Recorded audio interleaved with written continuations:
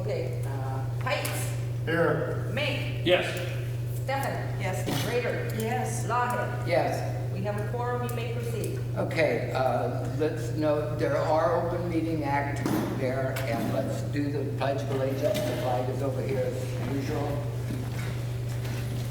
I pledge allegiance to the flag of the United States of America and to the republic for which it stands, one nation, under God, indivisible, with liberty and justice for all. Okay. I think that in the interest of getting those votes in, we'll leave the approval of the minutes and stuff till later. That's okay with everybody?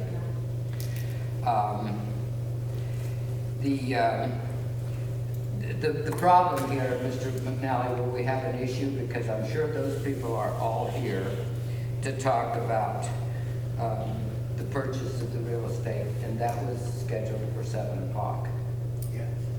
So we have one scheduled at 6:30, which is for the, You should have to use a microphone. There's I've got to turn the microphone on. you can't hear me, Larry? No. What?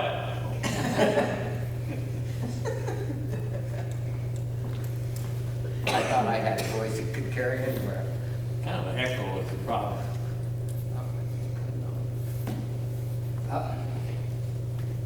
Maybe it was already on. Probably was.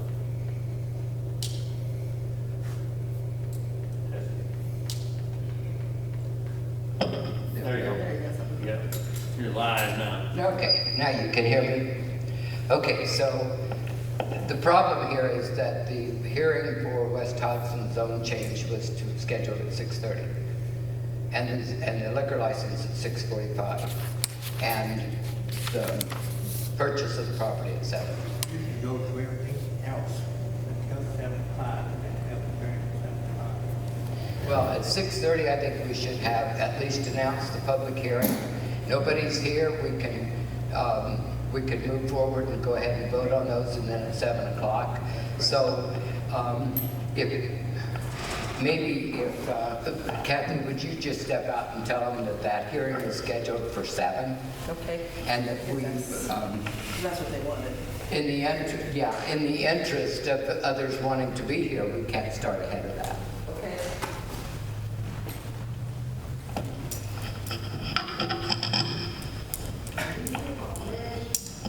Okay, so then we are okay because it's already 6:45. So we're in good shape to start the hearing. Mr. Hudson isn't here. I don't know if he even intended to be here.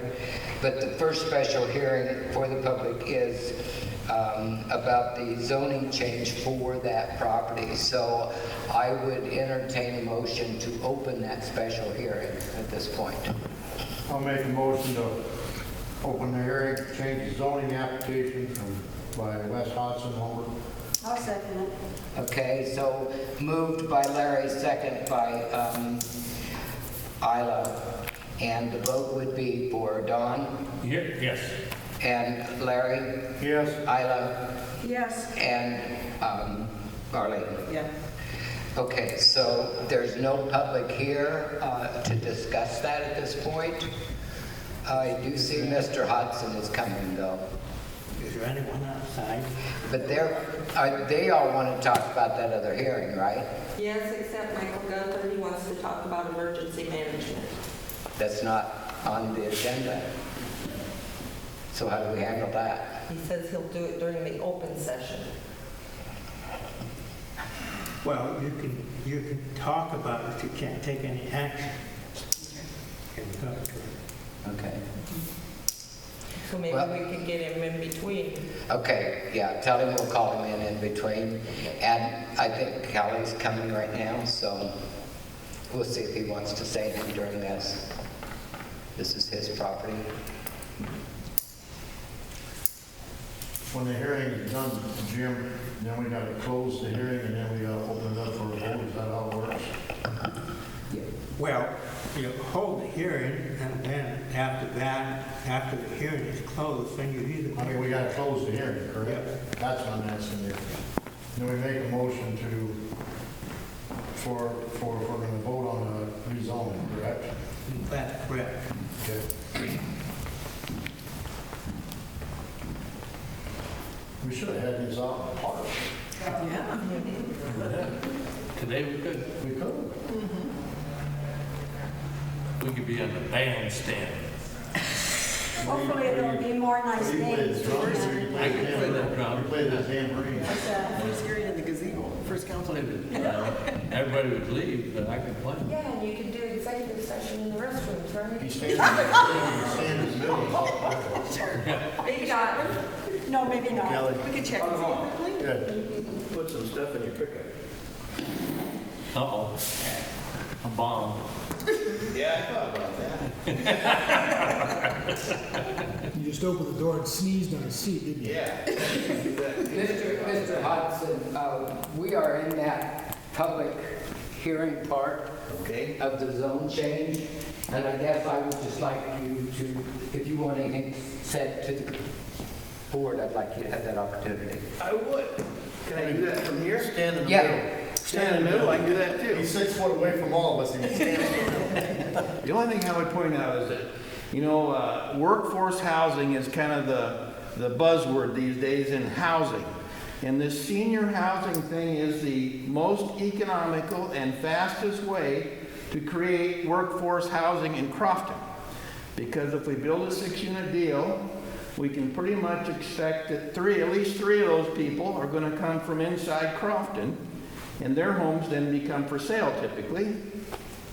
And there's usually more than one price point in those homes, because you just can't build new housing that's affordable. Doesn't happen. So I think it's a great thing for Crofton, and I think it's a no-brainer, really. And we're talking single story, not a multi-story thing. It's designed for seniors. And I might add at this point, because this is something I did not know and kept asking the question, the reason that it is this particular zone is because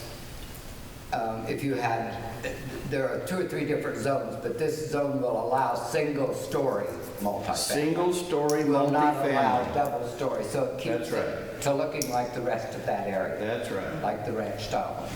Yep, R2 does not allow for multi-story multifamily. R2 approves what you're trying to get across. Yeah. And of course, then you they'll can have still build single-family homes too. Right. And they'll still have to have a conditional permit, which will come up a little later, but that's why we wanted to keep this Yeah. going. But I would answer any questions if you have any.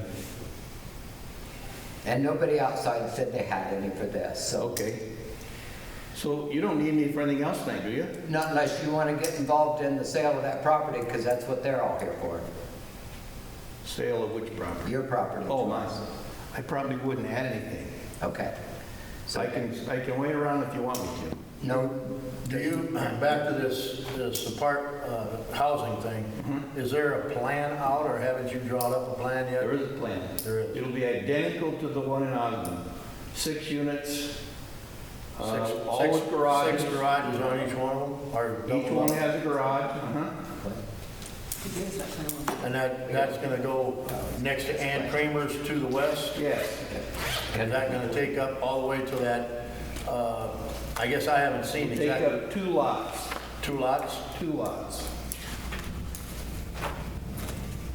You anticipate parking on the street, or is there going to be parking in? No parking on the street. All off-street parking. So if they have 2 vehicles, they gotta sell one? No, but they can park one inside, one outside. Here's a little information sheet that may be helpful. where he's got the whole backyard you can park. No, there wouldn't be any parking on the street. I know. There will be a parking area in front, so visitors and other people can park without parking on the street. And then the garages, of course. So 2 of the units would face south, and 4 of the units will face north. But all the garages will face south.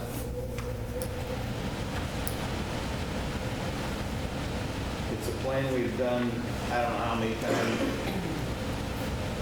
It doesn't need to be changed. It works.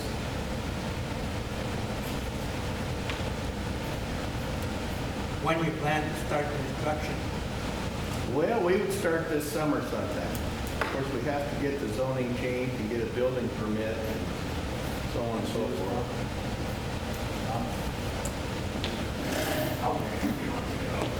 We actually just started on a 4-unit apartment similar to this in Osmond a couple days ago. And it's 4 units because that's what fits the lot. So if you don't have anything more for me, I'll get out of your way. Thank you. Thank you. You bet. I think at this time I'll entertain a motion to close the public hearing part because that's all. Everybody's done. I'll make a motion to close the public hearing. I'll second. Arlene, Yes. Isla, Yes. Dawn, Yes. and Larry. Yeah, closed session, right? We're closing the public hearing. Gotta use that. So the next thing then we need to approve that zone change. So now I will call for a motion to approve or deny, it's your motion, the zone change that's recommended by the planning and zoning that will allow the building of that single-story apartment housing for seniors. And this is the first step. There will be another step where there will be a conditional use permit involved. I'll make a motion to, for that single Just for the apartment house, zone change, just for the zone change. the zoning change. Yep. I'll make a motion for that. I'll second. Okay, moved by Larry, seconded by Arlene, so the vote comes to Dawn. Yes. Larry, Yes. Arlene? Yes. And Isla. Yes. Okay, so moving on, that's carried. Then we have a special hearing for the liquor license application of Gary Gunther. And I don't think anybody out there was here to speak about that. So can we just open that hearing, close it, and move on? Actually, you don't have to vote on opening, closing the hearing. The mayor usually opens the meeting And just close it. and then the mayor closes the meeting, and then the council acts on it. Okay, so I will then open the public meeting at this time, and since there is no one present that would like to speak, we will go ahead and close that. Well, this is someone outside that Not for that, I want to check. Should we check? Or to check again. All right, maybe check again. Yep, I can do it for you. Okay. I'm close. It's for the liquor license for the Stephen Circle. Is that still gonna be called Stebbins or is it gonna be called something else? As far as I know, yeah, Stephen. Says doing business as. Does that make a difference on the liquor license? Stebbins? Well, no. It has to be in the owner's name, but the license. No one. Okay, so we'll go ahead and close that hearing portion of that public hearing portion. And I will ask then for a motion to approve or deny that liquor license for Gary Gunther for the, he told me that he'd already applied for it, he has it back, so we just have to approve it. I'll make a motion to approve the liquor license for Gary Gunther. Okay? I'll second Motion by Arlene and approved by Isla. So the vote will go Isla, that. Yes. Arlene, Yes. Larry, Yes. and Dawn. Yes. So that motion is carried. So now we have, coming up, and we have 5 minutes till 7. So let's just jump ahead. That special event says a liquor license request of the American Legion for May the 2nd. That's for a wedding, is that correct, Kathy? Or Yes. Anniversary. And that's to be held here in the auditorium. So, and that's a Legion. But in order to get this filed timely, we doubt seriously that they're going to have this because our mandate goes to May 11th, state mandate. So unless somebody finds a quick cure and everybody gets well in a hurry, this is probably not going to happen. But I think if it doesn't, then they can still use that license, so we just thought we'd get it out of the way. Okay? This is something we do all the time. So no public hearing involved. I would entertain a motion to approve that. I'll make a motion to, for the liquor license for American Legion on May the 2nd. Approved. Okay? I'll second. And second by Arlene. So the vote would go Don, Yes. Arlene, Yes. Isla, Yes. and Larry. Yes. Okay, so that puts us right up there to 4 minutes still. And Kathy, would you invite 2 people in?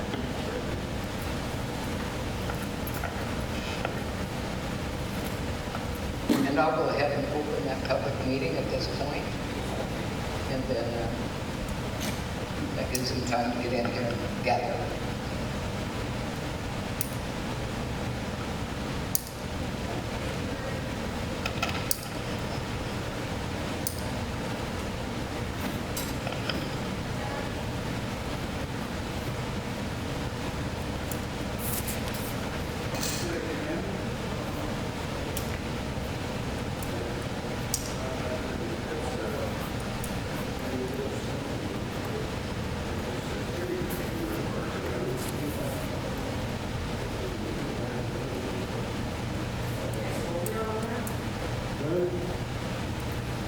Where do you want me? If you want to use the microphone. Gotta get closer to Larry. I can't hear Or- it. Okay. I'll come over here. If you can't hear me, Thank you. then I can't hear you either. so. Thank you. Okay, the public hearing is open, so you can go ahead. Kim, we recognize Kim Frosty. Right. Okay, I just think on this whole thing, there's been a lot of stuff that a lot of people don't really know what's going on. It would appear that a lot of stuff has been done during the executive session or after executive session, and I keep getting asked questions about it, and I really think that a lot of these things, and I do have a bunch of questions. Okay, this is about the purchase of the land out north. Right. Mhm. That's what the hearing's about. Right, and that is all what these things are about. So, I'm not trying to cause problems, but I just want to Okay. make sure we get things Okay, go out ahead. in the open so Go ahead. that everybody's on the same page. Okay, so I've heard several different things, and I know that the paper had a price for the last time about what the prices were going to be. Was that 55, basically 55,000 and 49,000? Yes, I can give you those exactly if you want them. Okay. Did everyone on the council vote in favor of that? Yes, it did. Okay. Now, and I do know that you put a post on Facebook that said the council did not vote. I don't believe I did. Okay. Well, that was under that, somebody did under that introduction that you started.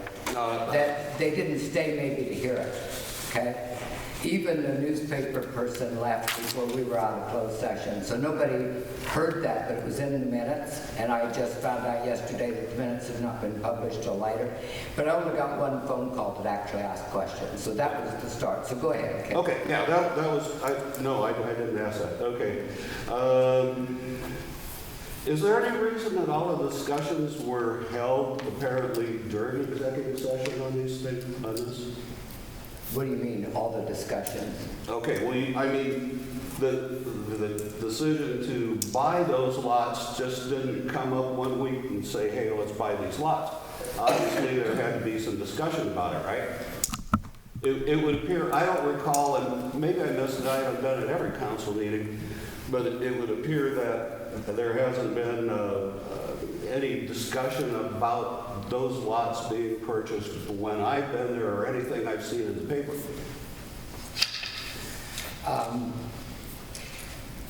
There was no discussion about buying that truck till it came up for sale either. The land came up for sale, and we had the opportunity to buy it. Yeah. And Little so difference I in don't price know what between you want. Needing a truck and needing 5 acres of land at any So given go on moment with your is a next different question, story. is what is the need? Yeah. Okay, so bottom line is it just came up and you decided to buy it? No. Yes. Now, would you like to know why it was bought?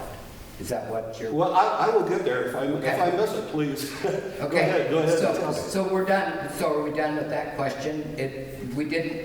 We've been talking about several things, but I'll address that. So go ahead. Okay, because like I say, I'm just not aware, and nobody else seems Well, to be if you aware don't of where this all started have- from. Exactly. So, okay. So it would appear that you decided to purchase these properties before you had any announced plans for what you wanted to do with that 5 acres. Is that accurate? No, Okay, how is it wrong? we don't, well, number one, I don't know, I don't want to say this in a nasty way, but under what obligation do we have as a council to explain to the public as we go along when we are negotiating? Negotiation, the reason we went into a executive session is because that's one of the things you can do when you're negotiating. However, the planning and zoning and other members of the community have met for maybe 3 meetings or 4 meetings where we talked about gaining access to Northside Acres and how we were going to develop that. It's no different than, I don't know, any other project. Okay, well, I don't know. a lot of people in town don't see it that way. I'm but- sure they don't. So, okay, it would appear that the plat map for this project was just given out today. No, it isn't given out yet. I never gave it to anybody because it's not finished.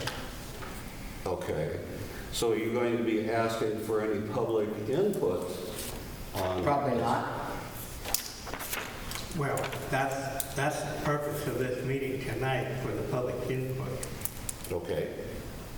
Okay. But I thought you meant public input on the plat.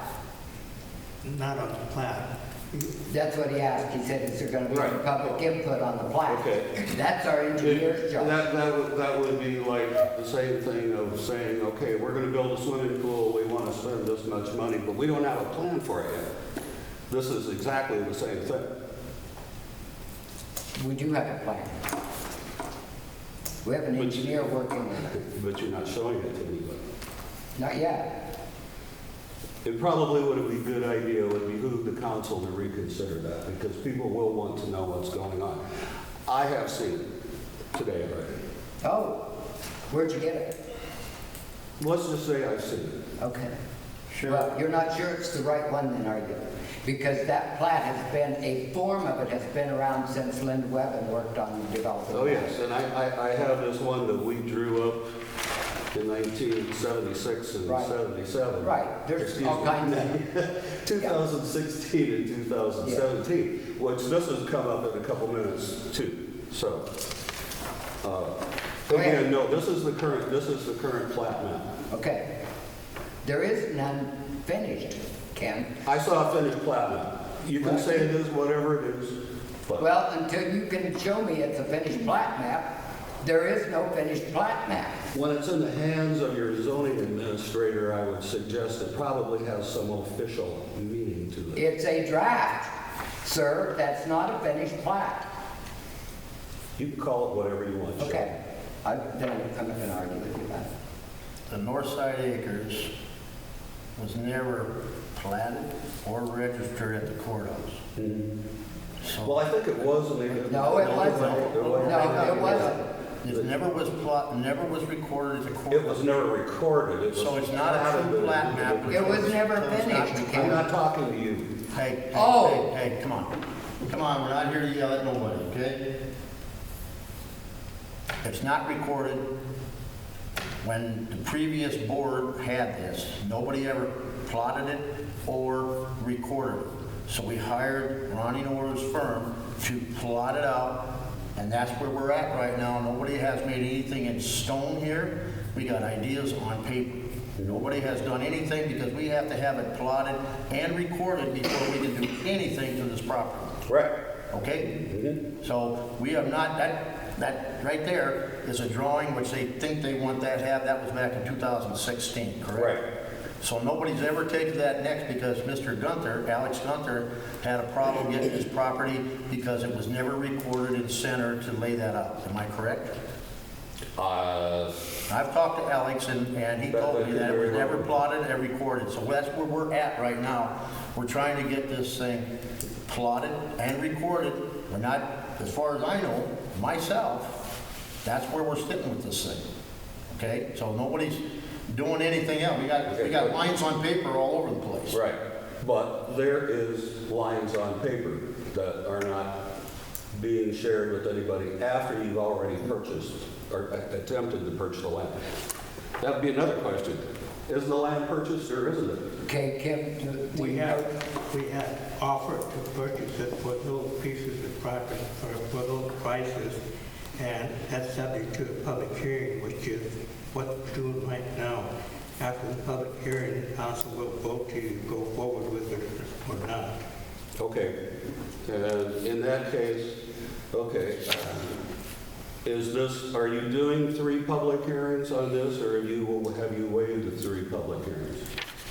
Well, for a public hearing, there's no free waiver. If you're going to pass an ordinance, it'd be 3 readings, but for purchase of the land, it just requires 1 public hearing, which is what we're having tonight. Okay. Okay, so on to my next question.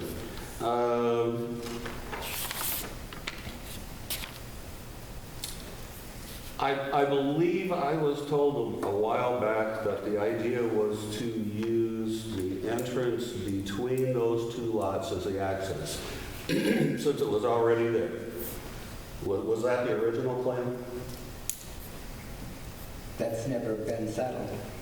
Okay, because now I see that you moved, according to the plan, the road has been moved to the east side of Roger Norton's lot, which precludes the fact that there was any need to purchase the west lumber lot at all, because there's nothing that touches it at all.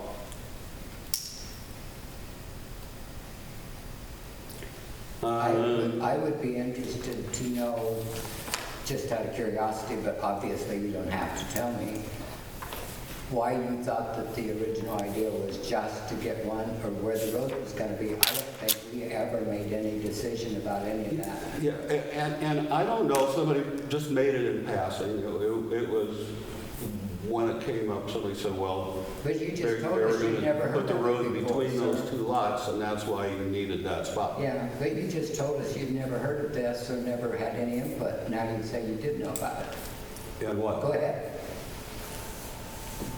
I don't know what you mean.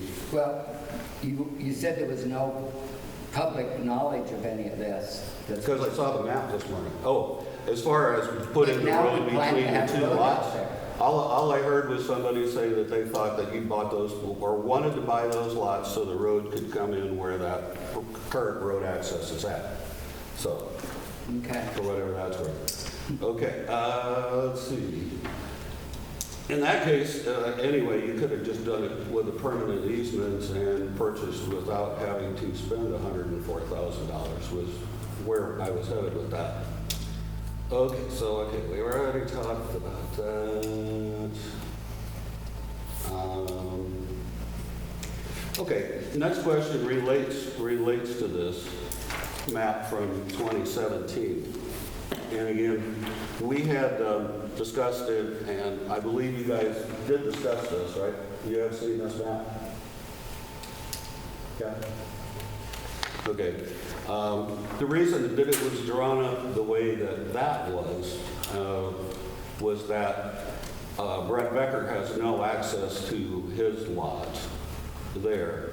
The state was going to allow us to put one more access road into there.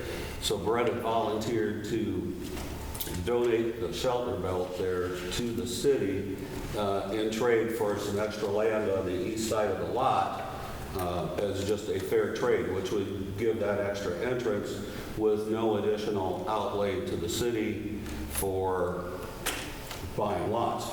And then on the north side, Jerry Steffen had agreed to, right where you have the road proposed now between the IVP hog buying station on the north side of Jerry's. That would have been the other entrance if and when it was needed.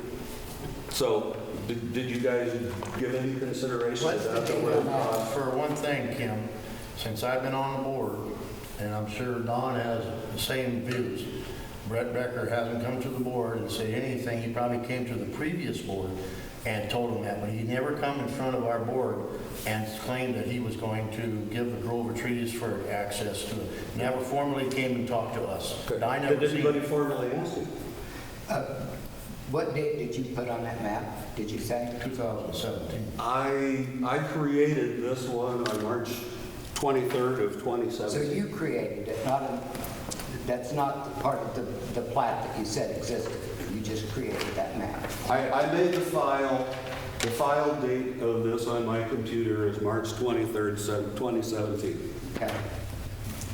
There was the beginning of a plat back, that would have probably been, that was when Nancy and Linda and Will were working on it, and I believe that was just before the change from Nancy to Charlie. And that there was a partial plat. That's why we knew who had been working on that plat. So, but at that time, up until just before that, Jerry Steffen had refused to allow entrance in there. And then he said that there was a motion. We found in the meetings that there was a place where somebody, and I don't remember now, whether it was a motion or whether it was just a statement that Jerry had agreed to do something there. I did, in fact, talk to Brett. Yeah. In the process, let me answer the question. I did, in fact, talk to Brett Becker in the process of what we're doing right now. And he did, in fact, say that he would give some land down there in trade. Of course, if we built him a road, maybe we don't, there's some negotiating to do. That's not out of the picture. Nobody has said that's not going to happen. Okay, well, that's fine. I'm just saying, I talked to Brett this morning, and he said that's what he had recalled, because I didn't remember for sure, because when you get old and you forget things. But bottom line was he said that he had talked to someone on the cost of removing that row of trees, and it was $3,800. And that would have been in 2017. So that's all I really know on that. And that's on what side of his property? Sorry? That's on what side of his property? It's that shelter belt that's between his property and Jerry Steffen's on the south side. So it's on the north side of his property where he... Right, right. And then at that time, Jerry had a big concern. Again, I talked to Jerry this morning. Jerry's concern had been that the drainage would affect his property there, and he was, I think, more or less voluntary that he would go along with that road going through that IDP if he was allowed to be the one to do the grading and the contouring to make sure that if there were any drainage problems onto his land, it was Well, his that was fault. offered to him, and so okay, anyway, that's that, but that's what we had back then.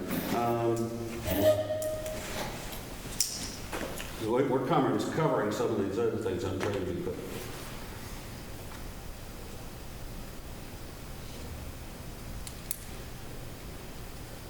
Okay, now this again is not a rumor. People have mentioned that the city needs extra place for storing equipment and this and that. Was that true? we need a building. Okay, so there are the two lots, and again, the people say that there's those two lots over there. Each one, I measured them this morning on the computer. Well, the current city lots and the one that sits just closer to the city dam there, that there's stuff piled up on. Okay. Each of those is a little over a half an acre, and the south one's really not being used for anything in particular. Not that I'm against the city having some extra room, but I don't see a $55,000, if it's true, and again, this would be a question that West is going to take out the concrete plant one way or the other, that the city wants to spend $55,000 tying up a lot to store stuff on. When by even whatever plat, that one or the one that you guys come up with, the city could pick any one of those that really didn't cost them $55,000 in order to turn into a storage area for extra city equipment, or to move the city shed to, or whatever, you know. Did you see how much room is left on that lot there? Where the shed Not is? well, okay, where the building Could we is build at. another one there? Yeah, where the building is at, and I didn't really go back to investigate the other one. I know there's some stuff sitting back there. And again, I don't have any objections But to the I city mean, getting there's no some more place to room. build there, Kim. Would you agree to that? I'm sorry? There's no place to build on that lot where the shed is now? Where it is now? No, Right. there is not. And so all of our equipment's sitting outside? But the lot, the next lot south, that's another half Oh, an acre. the right? very next one, Joe Weeble House. It's Joe Weeble houses, and the next one south of that. And that's full belongs of to the dirt, city. and that's where we store the dirt and the whatever. And Right. it's always muddy, and there's, the land, the dirt work to build a building on it would be pretty Right. impressive. And again, I'm having no objections to the city getting land. It's just if you're gonna spend $45,000 or $55,000 on a piece of property, if we're getting by with a little over an acre now, do we need 2.5 acres? Would it be a better thing to pick one of the other lots that you have platted that's maybe a little smaller, a little less desirable? And that's just a point of future conversation. It's not a point of contention, but it's just, it had come up in several things.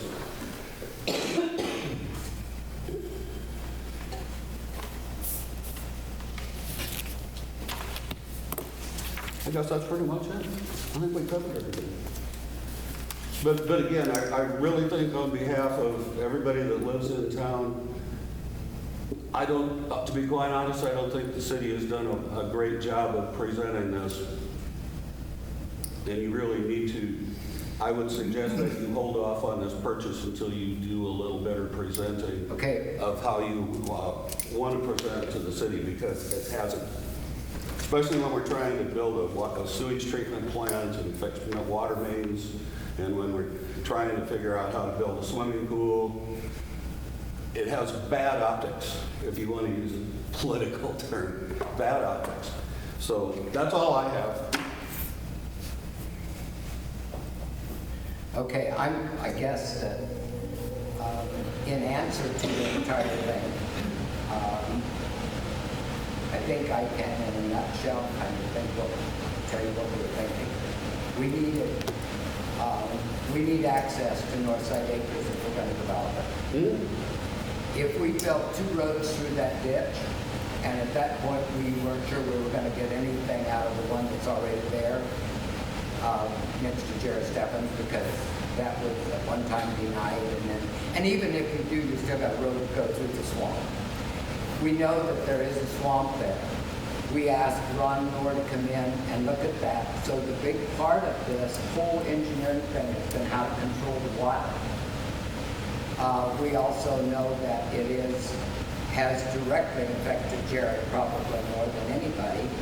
And so with that in mind, Ron drew the plans in the plat, including a water control system that would protect Jared. It would also allow him to have access to some land that he said he wanted.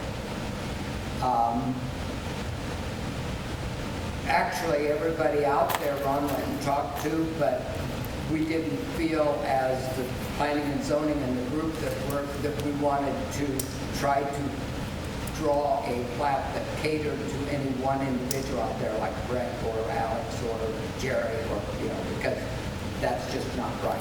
You kind of look at the whole thing. And We know, excuse me, Okay. we know that the land that is there is being farmed. We don't intend to change that lease in any way. We also know that there is a water hole that is just behind Luella Street, and we tried to incorporate the fact that the control that would happen on the west side would help to control that, and then with some further measures might control that whole area for development later. One gentleman called me the morning after my article or after the meeting and said that he'd heard rumors and he wanted me to tell him what, the plan. My plan, and I think the entire group that met in this room several times, was to control the water, to have access to that should there be an opportunity to develop it. We know that the original intent was to have some place for some commerce and some industry. We kind of came to the conclusion that probably we're not going to have a mammoth manufacturing place, so it would probably be small industries, so forth. We had bought that property out there. There's 25 acres that we own that's being farmed. We need to have access to it if we're going to develop it. So when the opportunity came up to buy two pieces of property that had actually a way to get two streets through there and almost direct access off the highway, it would negate the necessity for two entries off of the Highway 121, which in effect either one of them alone would cost more than $100,000 that we paid for the land. So in effect, we paid less for that than what would have been one time through the ditch. So my vision down the road was to have a paved road around that, which would come in and get rid of the traffic that comes through Sharon and Luella Street off of 121. And that we could do that in different steps of development. But if by having the corner, the city could, in effect, build a building if they needed to for the housing of their equipment and as a city shop, and could do some other developments that would catch the eye of the people and start that development out there without investing a lot of money. As to the price, this has been my standard comparison, and I don't, whether you think it's valid or not, it's up to you. But the Sharon Street project, the lots on Sharon Street and Luella Street, most of them run, some of the smaller ones are 90-foot access on the road. Some of the others 120, 110, 120. That's not a half acre. I don't know what it would be acreage-wise, but they're about 120 by 160 or 50 deep. Certainly not a half acre. The idea was to get half-acre lots out there so that they were accessible for light industry and or bigger homes or whatever. The original thought that was way back when was that they were 3-acre lots so that they could have their own septic tank and well, we all know that's a water lagoon and septic tanks don't make sense now once we see all of that. We have already gotten the information from the sewer builders that we have the capacity to handle that entire area, and through the engineer we know that that is a gravity flow except for that very northwest corner where we come in off the highway, which is low. The entire thing will drain towards the sewer. So with what we already have, there is a 3-phase electric system already out there, and there is water to both lots. That makes both of them more valuable. So those properties that are sitting on Luella and Sharon Street are selling for between $16,000 and $20,000, and they are I'm going to say they're a quarter of an acre just for argument's sake. So the half-acre lots that we might divide that 5 acres into is going to give us 10 half-acre lots. If we sell those to some industry or some business or some entity of any kind for the 10 or for the 20,000 that a fourth of an acre is getting on Luella Street, by selling those 5 acres or 10 lots, we have just recouped our $100,000. and we have access to an acreage that can be developed much, and the money that would go into going around through the ditch can build a highway in the town. That's the dream. On Well, my it's, part. it's an ambitious dream, and you know, that's not different than we did back, or tried to consider doing back as far as the 90s when I was on the city council. Now, as far as the water goes, that water runs the entire length from the northeast corner, all the way in past town. What It's all water are on, you talking on about? 121, so having What water on water are that you corner talking is about? not exactly an issue at all. Excuse me, what water are you talking about? The water main runs that whole east Yes, side. it does, but the main goes over into those that costs money to take it into those properties. But the fact that the water is on West Lumber's lot does not make it unique. It's on North all the also. way along that street. No, sir, it does not. It runs along the road, but it is Right. not piped into those properties. Exactly. That would be the property owner's expense. Unless, well, that's It for a is. different time and place. The other thing would be there is three-phase that the runs, cities. three-phase that runs the north-south, I believe. It's the on a east. pole, it's in the air, that, It runs on the east side of Stephens all the way down there, does it not? pretty much, yes. That's what So I again, understand. the So fact they that can there break is off and put a three-phase one-phase this or way and water. whatever, but The it's fact still that there there. is three-phase or water makes that lot nothing special. Oh, yes, it does. No, it doesn't, but, Okay, whatever. so. Anyway, that's all I have. That's,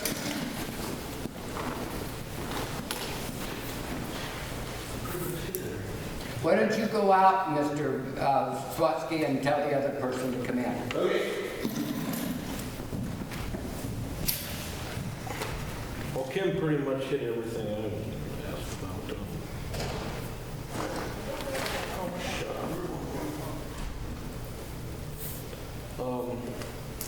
I would be in agreement. I think 20,000 plus per acre is too high, whether it's got water, electricity. Cedar Knox will get you power wherever you want. At a cost. Well, yeah. Yeah, I mean, it's got to get to the lots, though. It's not just because it's there. It's still got to get to the rest of them. okay.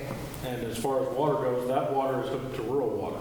So the city has no billing authority over that. Well, Michael, what you're not taking into consideration is that when,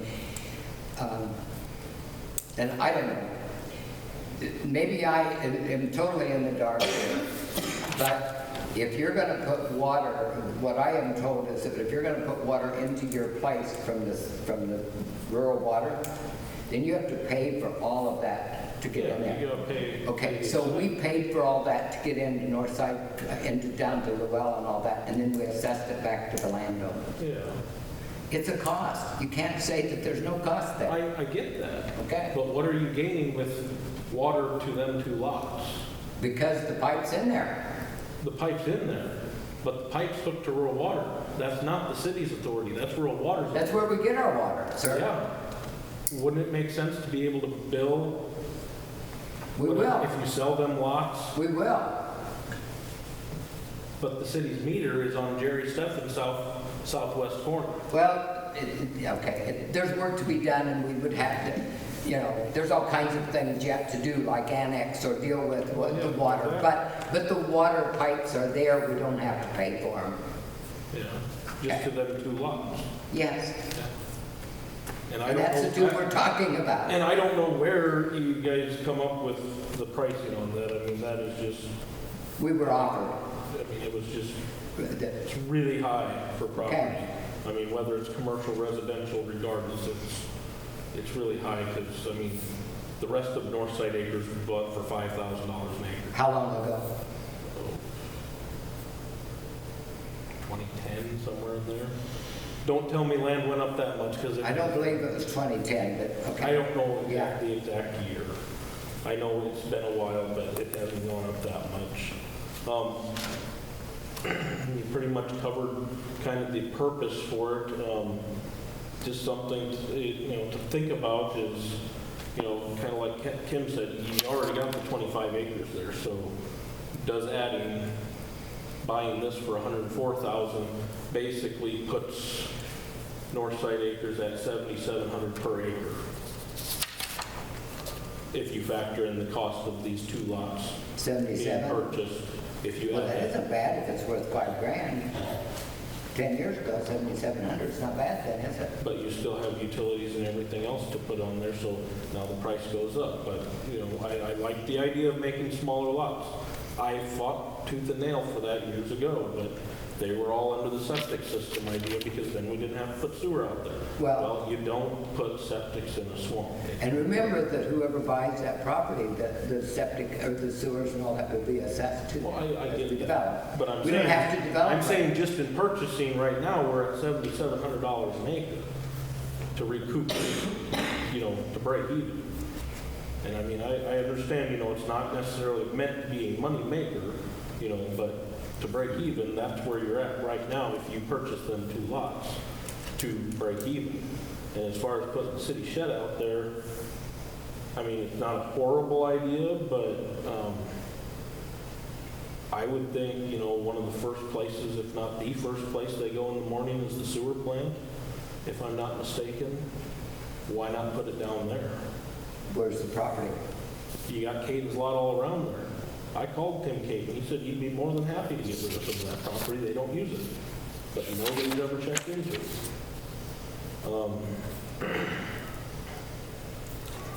And the biggest thing with this is... Michael, let me answer that a little bit. If we bought land down, I've never even heard, I didn't even know who owned that, okay? But if we bought that property just to put a city shed on, what else is down there? What else? It has nothing else to offer us except the shed. Well, I'm not saying... I look buy at all. that out there as also an access. Does that make sense? Yeah, but so what's you your plan understand? for an access? Well, do you understand the cost of of going through the ditch? Yeah. So there's a weight there that you have to But- look at. If you, what access are you planning for off the highway? Any? No, not at this point. So you're just gonna have one access in there through Nora's property?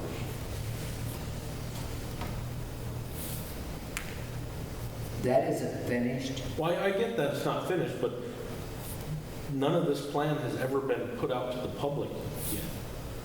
So, I mean, it's kind of, you're sitting here wanting to buy these 2 lots. Well, if you're buying property for an access, you can buy Rogers and you don't need Kelly's. Because it's not, that's not gaining you any access because it is bordered by Rogers and my brother's lot. So there's nothing there to give access for his property. Well, I guess the answer to that a little bit is, if you're going to look at one in between just to get a road in there, then how do you develop that? If we can control the development of that corner, then we have we started out with the idea that perhaps we could make a 3-lane on that Highway 121. We're still looking into that. So that you could actually have a turn lane there for the bigger trucks, which would come in and come into that, which would open that area up. Okay, that explains why you guys have been trying to do that, but is the state going to do that? The state, we've already talked to, they are willing to do it. They're working on it this next year. It's going to be our cost. We don't know that we want to do But that. so you're only going to have one access to get into that area back there? We're not going to try to develop it yet. You got to get people that are interested Well, to go in I there get first. that, but I'm from especially from a fire department standpoint, one access is Absolutely. not really suffice. And that's why we'd like to have a highway around that outside, so the fire department has something to come through that north side rather than through this low place down here creek-wise where it could flood. Yeah, That but was if the you're idea. only having one access to access Northside Acres, you're still only talking one in and out. Well, if you guys looked at that plat, there's looking at some access that comes off of Llewellyn Street too. So apparently you didn't look at the whole plat. I have not seen it. And Well, Gavin why- said you guys had it, so I haven't. he had it, I'm sorry, I don't. But Oh. if you look at it, Michael, please remember, Ron Knorr cautioned me thoroughly and said you won't put this out to the public, it's a work in progress. Yeah. So for him to say we have a plat is erroneous. Well, I'm not saying you got a plat. I'm saying you got an initial plan. I know how this works. But why would you connect residential streets to, And we don't want to. That's what, we need to have buffers all the way around. and, you know, going back to the old, you know, draft plat, you know, if you can do that horseshoe. I If mean, you that- remember, yes, if you remember, sir, when you and I sat on that board and Charlie talked about putting a road through there, and I said, we don't want that residence going Yeah, into no, that. I'm talking the plan where you entered at Beckers and looped around to the Yes. IVP one. Yes. That's on Jerry's property. Yes, but if we open it up even more, you've got more streets going through, and there are some wide roads being planned. Yeah, I just, It's all a work in progress, but without those two, without the connection of the entire area to build up the entrance and the commercial idea and the industrial area, yeah. we lack some certain things that owning the two pieces of property would help us with. I still think it's excessively high. Yeah. And I really feel you guys dropped the ball on getting this out to the public, because the minutes haven't been published. So how's anybody supposed to know how much this, you know, all that's been on, you know, the agenda wasn't even in, that was in the paper last month, had nothing about a land purchase. You know, that was a last minute addition, you know, that happened after it being published. It wasn't posted anywhere else in town other than the office. Okay. You know, and then the minutes don't get published for an entire month, which I brought that up to you last week or the week before, well, it would have been the week before, Yeah. that they hadn't been in when I asked for a copy of Yep. them. And last week, they still weren't in there. Well, the public's been very uninformed in this whole deal. Apologize for And I mean, that. when I heard this, I'm like, you gotta be kidding me, $104,000 for slightly less than 5 acres of ground? But, you know, here's what I'm hearing, Michael, and I'm not trying to be nasty about it. But on the one hand, I'm hearing from you guys, we have no idea, we're not getting any information. And yet, on the other hand, the morning after that meeting, I got a phone call from somebody in town and said, I'm hearing all this, would you straighten me out? And they had all this information. Well, I got the information from the minutes, From what? when I come and got a copy of the minutes. Because I heard rumors too, but I wanted to know fact. Right, But if it's not printed in the paper, how can the rest of the public? right. And aside from that, the way you're having people call in and get signed up 24 hours in advance, I checked with the Attorney General, which is totally illegal. You can't for public hearings, you have to allow them to come in. They don't have to be on a Sir, list. we are working under COVID-19, and you talk with our lawyer, and we I get also that. have one from the governor. I'm not saying that it's wrong how this is being done, but here's the thing. I get the paper in the mail. I'm in town here, so yes, I can get it during the day, but I get it on Thursday. What about everybody else that works out of town? They're gonna get their mail that night. Understood. So they get it 24 hours. Well, geez, the office isn't open on Friday. It's not open all weekend, and Monday's too late. So if there's people that wanted to be on, they can't get on because it's not 24 hours ahead of time. So this has been, I mean, this whole thing was really publicized really poorly. I mean, to me, it's just, it's too much money. Well, and by having this meeting at this time, then that opens the door for more communication, because you don't have to come to a public meeting to talk to any one of us. That door to the office is open at all times. The phone is always available. Like I said, I got one phone call. The rest of you have posted stuff on Facebook and been very quick to criticize, but nobody has picked up the phone and asked a question. I come down and got minutes. Yeah. But you didn't sit down and say, Cheryl, what's behind? You didn't talk to me. No, I didn't. Okay. But I didn't I am sit the here mayor, and make so rumors. I'm just in saying- most cases, I kind of have an idea what's going on. I'm just saying it was not publicized well, Okay. you know, and minutes not being printed, that's illegal too. Understood? So, I mean, there's a lot of stuff going on that is not being put out there. I mean, Can we please stick to the Northside Acres though instead of an overall? yes, that's fine, you know, and that's the big thing with Northside Acres is, you know, if you're working on a replat design of it, you know, why is it not open, you know, nothing of that land purchase had ever been mentioned in open session during anything before that. Well, as I said earlier, it kind of came up with an offer. It came up because with an they offer, knew- but to even, Because those two people knew But- that we needed that entryway. And they made an offer, they directly involved, they got land out there. but I mean, all of you, I mean, 104,000 for less than 5 acres. of Okay, land? we know you think it's too much, that's given. I mean, that is ridiculous. And So, I get, you know, that electricity and water is all a benefit, but it's not that much of a benefit to be that expensive. And if we can have highway access, can I end this on a lighter note, Michael? I hope that 5 years from now, we've sold one of those half-acre lots for 30 grand, and then we'll say, so did we make a good buy? well, I wish you Okay. the best of luck to sell one of the Okay. half-acre lot for 30 grand. When the economy comes back, we'll just go booming. You keep thinking that. Okay? I've been here a lot longer than you. The economy in Crofton is not the greatest, Well- even in the good times. I hope that changes, sir. Well, I do too. I've hoped it. And we're trying to, the whole point here is that we are a bedroom community, is that correct?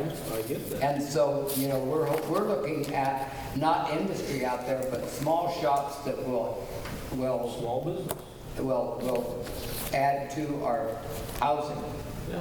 you know. No, I get that. And I'm not opposed, you know, to. You know, we need having more mixed daycares, area. we need more convenience, you know, we need a lot of things if we're gonna keep a bedroom Throw a community bedroom happy. community. Yeah, I get that. But just, I hope you all really think about the amount of money you're spending on the ground, because what you're setting is a huge precedence of 20,000 plus an acre. Okay? You know, if I want to go try to buy 2 or 3 acres somewhere, they're going to sit there, well, that's, you know, if we get what the city gets, that's $20,000 an acre. But you do understand that that's no longer farm ground.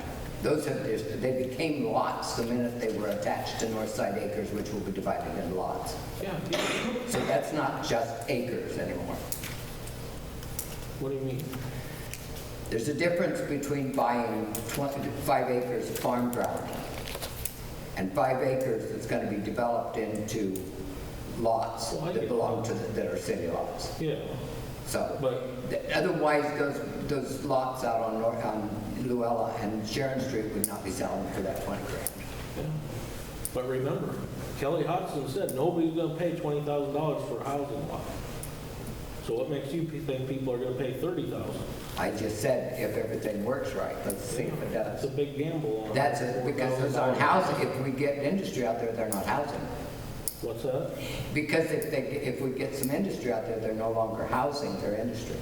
I'm not talking about them out there. I'm talking about Llewellyn. That's what I was talking about for 30 grand, was out there for industry, Yeah, okay? but it's 30 grand for a half acre, That's all speculation. quite a so, bit. Yeah. Because now what if Would you you need send 2 the next acres? person in if, Yeah. I thought that she was gonna come in if,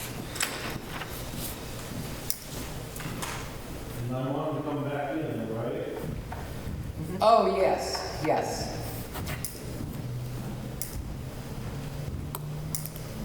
I would just like to add, I know the situation in Pickstown, South Dakota is different. It's a hunting and fishing area, but there are half-acre lots, maybe smaller, going for anywhere from $35,000 to $45,000 a lot. These are people who want to come in and retire. Right. And I just wanted to mention that I don't want any conversation or anything, but it is done And in some Hardington places. sells for pretty good too, because that's why a lot of our people came here, so.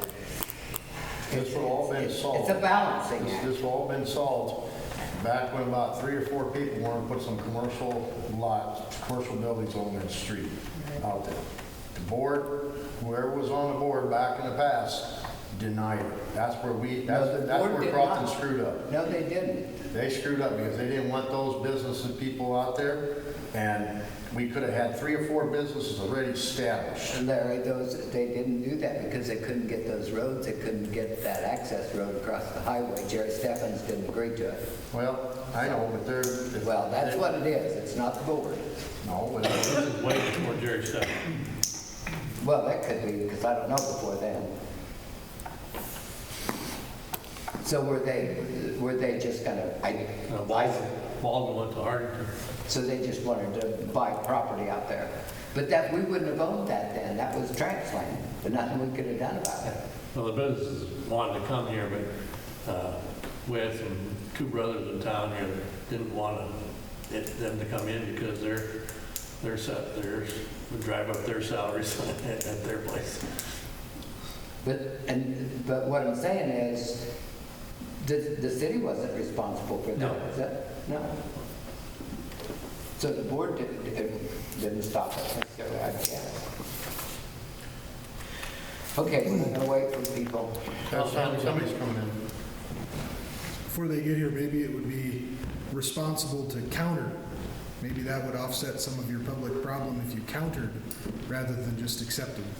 Because your minutes do say that there was a vote held and they were adopted and authorized. So I can hear you better.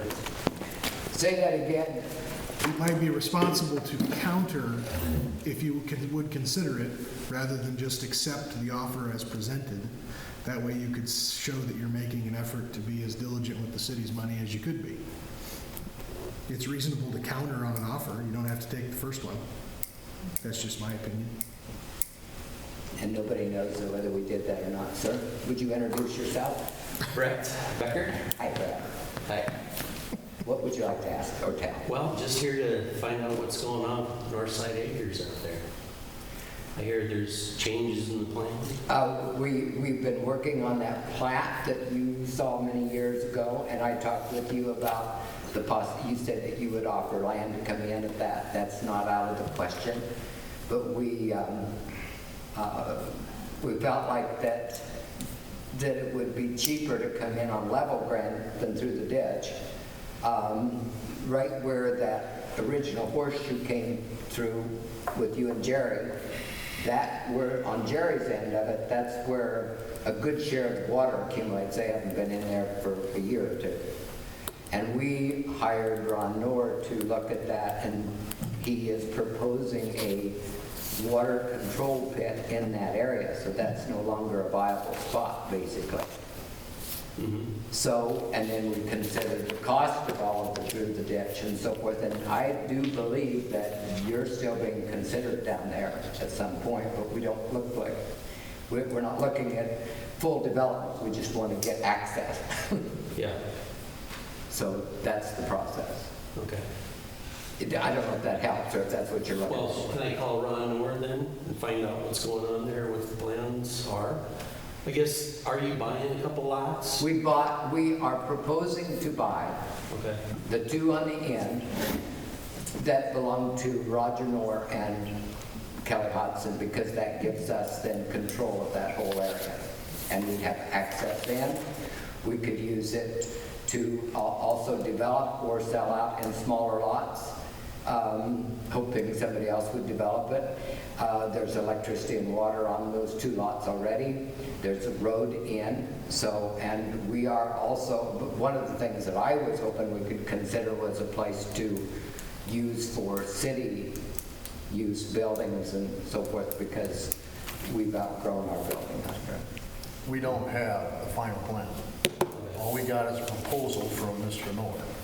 We as a board hasn't seen the latest plot or whatever Cheryl and Ronnie talked about. So we're just in a working thing. We're not, nothing is set down on paper.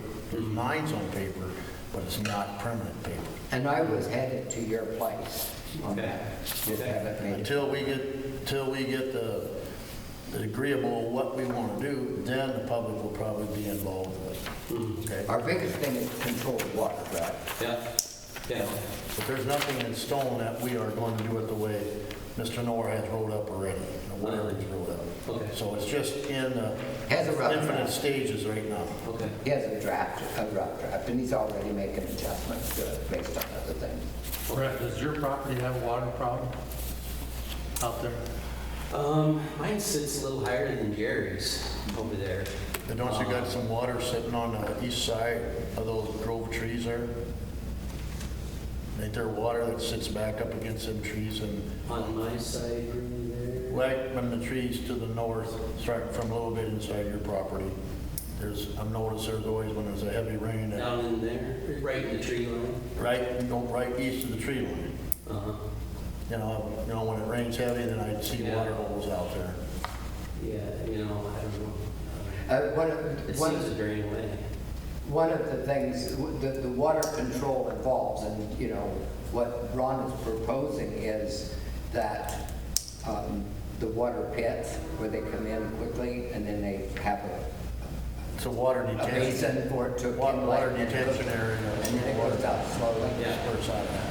So the early processes are telling us, you know, will the ditch handle it? Is it okay with the state? Is it okay with the whole process?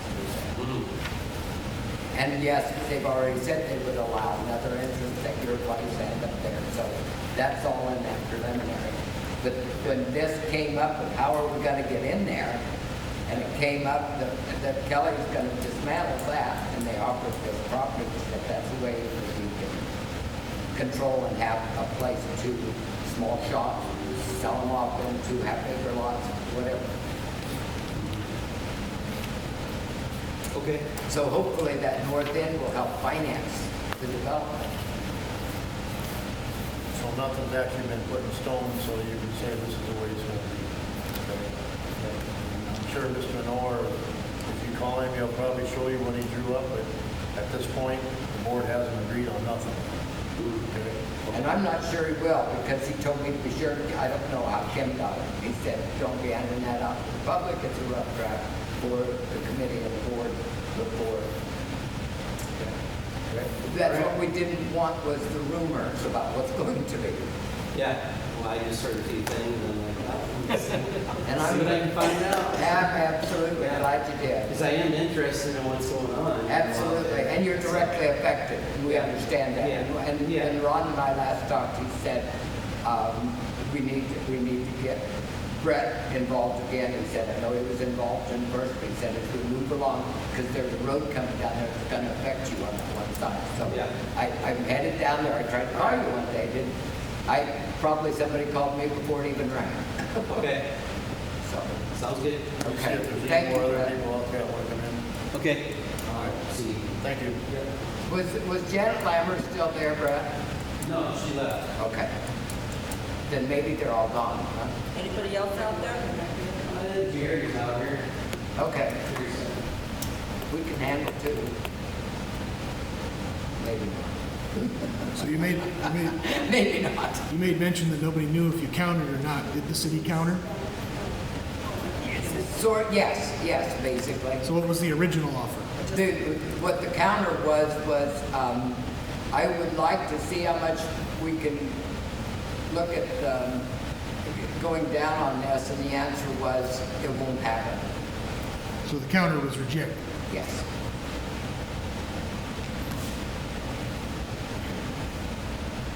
And maybe you keep saying that this is proposed purchase. The minutes read that the motion was made to accept the offer to sell, put money down. Do you have a purchase agreement yet? Do you have anything in paperwork writing yet? We have. Motion should have been accepted to the public hearing, if I went wrong. And I don't think I got it in minutes, but I took the minutes and The motion was made to give a down payment. A down payment was given for a public hearing. subject to public notice as required by law.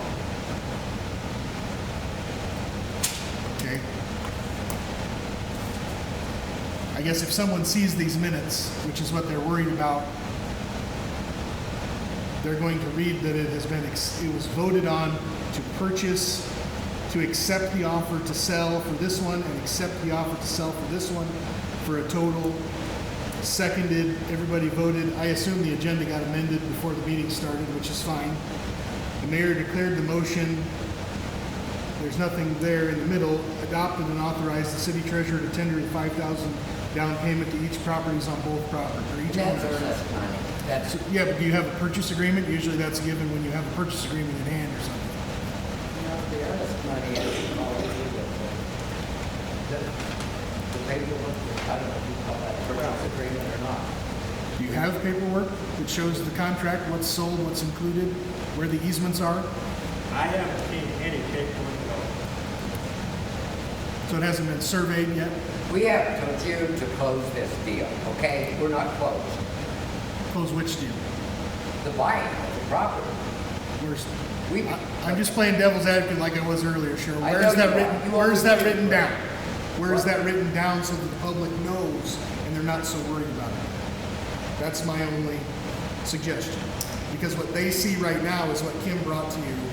There was an executive session held on a late edition on an agenda item for $100,000 of expense with no plan and no plat and no purchase agreement, and they're nervous for some reason.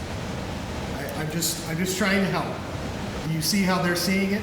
You may have talked about it for months, because I remember talking about Northside Acres when I was here months ago. But I'm just trying to help you see it the way they see it. So thank you. that's all.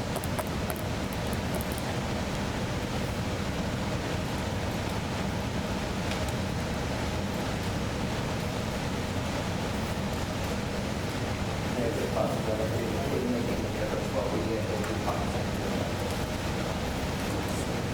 I thought Jerry was supposed to come in, I thought he said.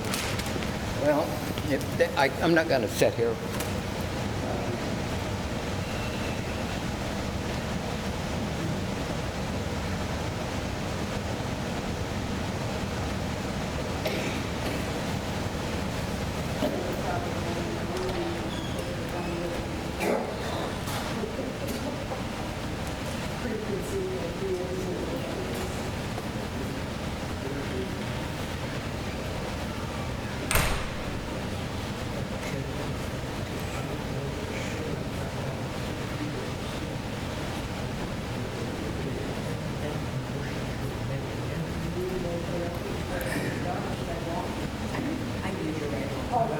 We just closed the public hearing at this point. We're laughing.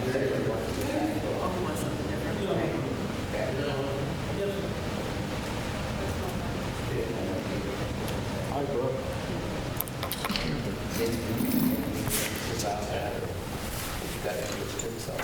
I'm gonna, we just close the public meeting then, and then we'll hold the vote until he gets to say so. You want to talk about something else? Yeah. So we're gonna close the public meeting on. Is this in regard to the public hearing? No. Oh, okay. We're gonna close that public meeting on the Northside Acres. Okay? And we're gonna give Michael the floor for a minute because he wants to talk to us about emergency management. Don went to the bathroom, I think. Okay.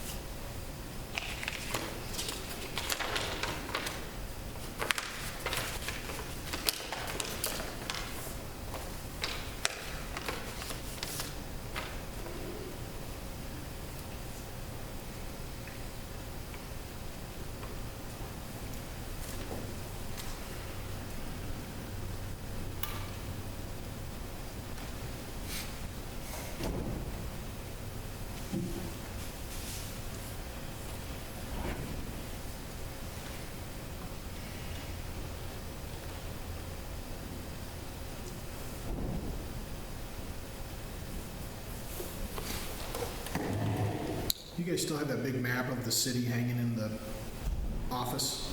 Yeah, there's 3 of them in there. Do you mind if I go look at that for just a second? They are not true to city. No, I know. Yeah. I was wondering how far the city limits goes Oh, okay. in general. Is that okay? Yeah. Until it goes out past Sharon Street, that's about it. How far? Huh? Farm. No, the Llewellyn Street thing. Okay. So that Northside Acres doesn't include this. Yeah. Oh, yeah, no. Okay.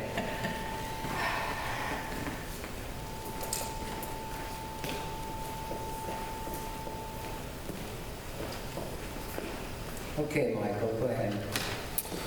Okay, last year I come and I didn't speak during the meeting, it was after the meeting, but I made some of you aware of that the city's emergency management was handled by Officer Schmidt, and when you fired him, that left that position open, which left, and you guys had no idea. Well, the week of the 25th of March was Severe Safety Awareness Week, and to your guys' advantage, I did find out later on that the National Weather Service out of Beatrice canceled the Nebraska statewide one, but the Sioux Falls National Weather Service still listed it as being on, so there theoretically was not a statewide one, but it was totally, I mean, I talked to you, Cheryl, about it. You had no idea anything about it, and I talked to Larry, that was Thursday, I talked to Larry on Friday, and you didn't know anything about it. And so in a year, nothing was done with the tornado drill. We still have no emergency management plan that I'm aware of. Nobody's set up storm spotting, which is all part of that. The whole, I mean, I know nothing's happened, but if something happens and you got no plan in place, you can't rely just solely on the county to handle it. Okay, I appreciate that, Michael. Let me just bring you up a little bit on this. Last year during the flooding, we were contacted by, I'm sure you know her, the gal that handles emergency management of the county. What's her name? Laura. Laura, yeah. And they were doing new books and new whatever. They wanted, they were trying to bring up to speed numbers, et cetera, of people. At that time, I tried to go through the codes, and I believe our city code says that the emergency management team here is made up of the mayor, the police chief, I think maybe the chair of the board, I'm not sure if that one was on there, and a medical person. And I contacted Jamie, I contacted Holly, because Jamie was moving out. And so they were kind of in, I didn't know who was going in there. I contacted Holly. Holly said that she would help what she could. The books needed to have that page updated with all the numbers.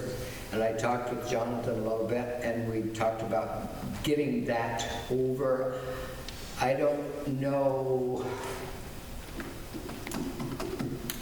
Pam was here then, and I don't know whether she put any figures together because she was chair at that time. So I don't know. She would have been on the board at that time. Pardon? She would have been on the board at that time. And I don't know, but anyway, I was looking for those books then here while Jonathan was gone. After you came in, what happened to those books? Because we were all supposed to have one. And they were in a box in the back of the closet in there. How they got there, I don't know, don't even want to investigate, okay? So I did talk to Jonathan a number of different times before he even took off. He said he was still waiting for the county to send him an updated versions on this disaster control. On that? And then Jonathan went to training, never passed, we never said any more to him.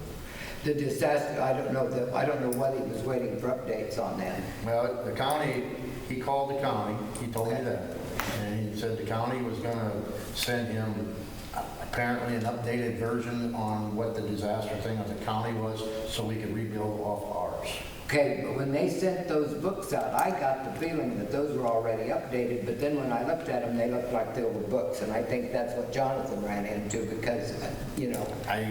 So, I take it seriously, Michael. I take your criticism as legitimate, and last year you came in and said that fire whistle's supposed to blow today, but you know what? If Boomer hadn't been here, we'd have had no way to do that. He happened to be a fire, but we can't get into the fire hall and blow the whistle. The city, the mayor, the clerk, we don't have that authority. So had he not been here, we wouldn't have any way to do it. And this year you came in the day after it was due and said, here we are again. You didn't do what you were supposed to do. And you kind of chewed us out. So as a fire person who knows about these things, I would most appreciative of a phone call the week before. If we're not doing our job, tell us before it has to be done. Well, I didn't know you didn't have a plan in place. Okay. Well, now we all know that we're working on it. So any help you can give us, we'll appreciate it. Yeah, I told Jonathan outside, because I asked him about it, and he kind of doesn't really know what to do with it. And, you know, it's like So what do you know about the emergency management plan other than we're supposed to blow a whistle on a certain day for a tornado? I don't know what the city's plan is anymore. Okay. Okay. So we're kind of all in That the was all dark here. coordinated by Michael, Pat. did the city ever have a plan with previous boards besides before Pat Schmidt got hired? Well, before Pat, Dave Zavadil handled all the storm spotting stuff. Well, them things kind of went behind because we don't see no storms. Gary Evans was the storm stuff, Yeah. and a bunch of other guys around. But before Pat got on, I don't remember anybody having any plans whatsoever for the city. Well, there was an old Now tell me plan. exactly what Pat did then. Well, Pat coordinated with people that did storm spotting, and so when there was a storm. Well, if we didn't have any spotters, he didn't coordinate with very many. Them did he? spotters just kind of quit going. They just don't do it anymore. Yeah. They didn't do it. They just quit. Like Gary Evans, he just said, I've had it. He used to be. So if all we're doing is blowing a whistle one day for tornado, that's not very effective. But I would like to see a plan in effect that everybody knows what it is and where to go.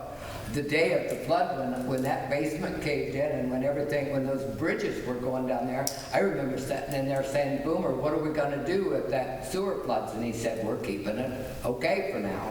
Don't think that we're not thinking about emergencies. And I understand that, but don't think that you can just send Boomer over there to do that. I don't. Blow the whistle, because here's the problem that we run into last year. He got sent over there at 3:30 and blew the whistle. Well, none of the fire guys knew anything about it. And they thought it was So a the fire. whistle because blows, they so we didn't have know. 6, 7 guys flying down here thinking something's going on. Well, and that's what I'm That's saying. what But I'm he saying. did that because you came in and said, we got to blow that whistle. So we just did it. Well, And it wasn't well thought out, and nobody should be blamed, nor try to blame anybody else. The fact is, we need to do something with it. Yes. We'll be happy to try to do that. Jonathan's through, he's back.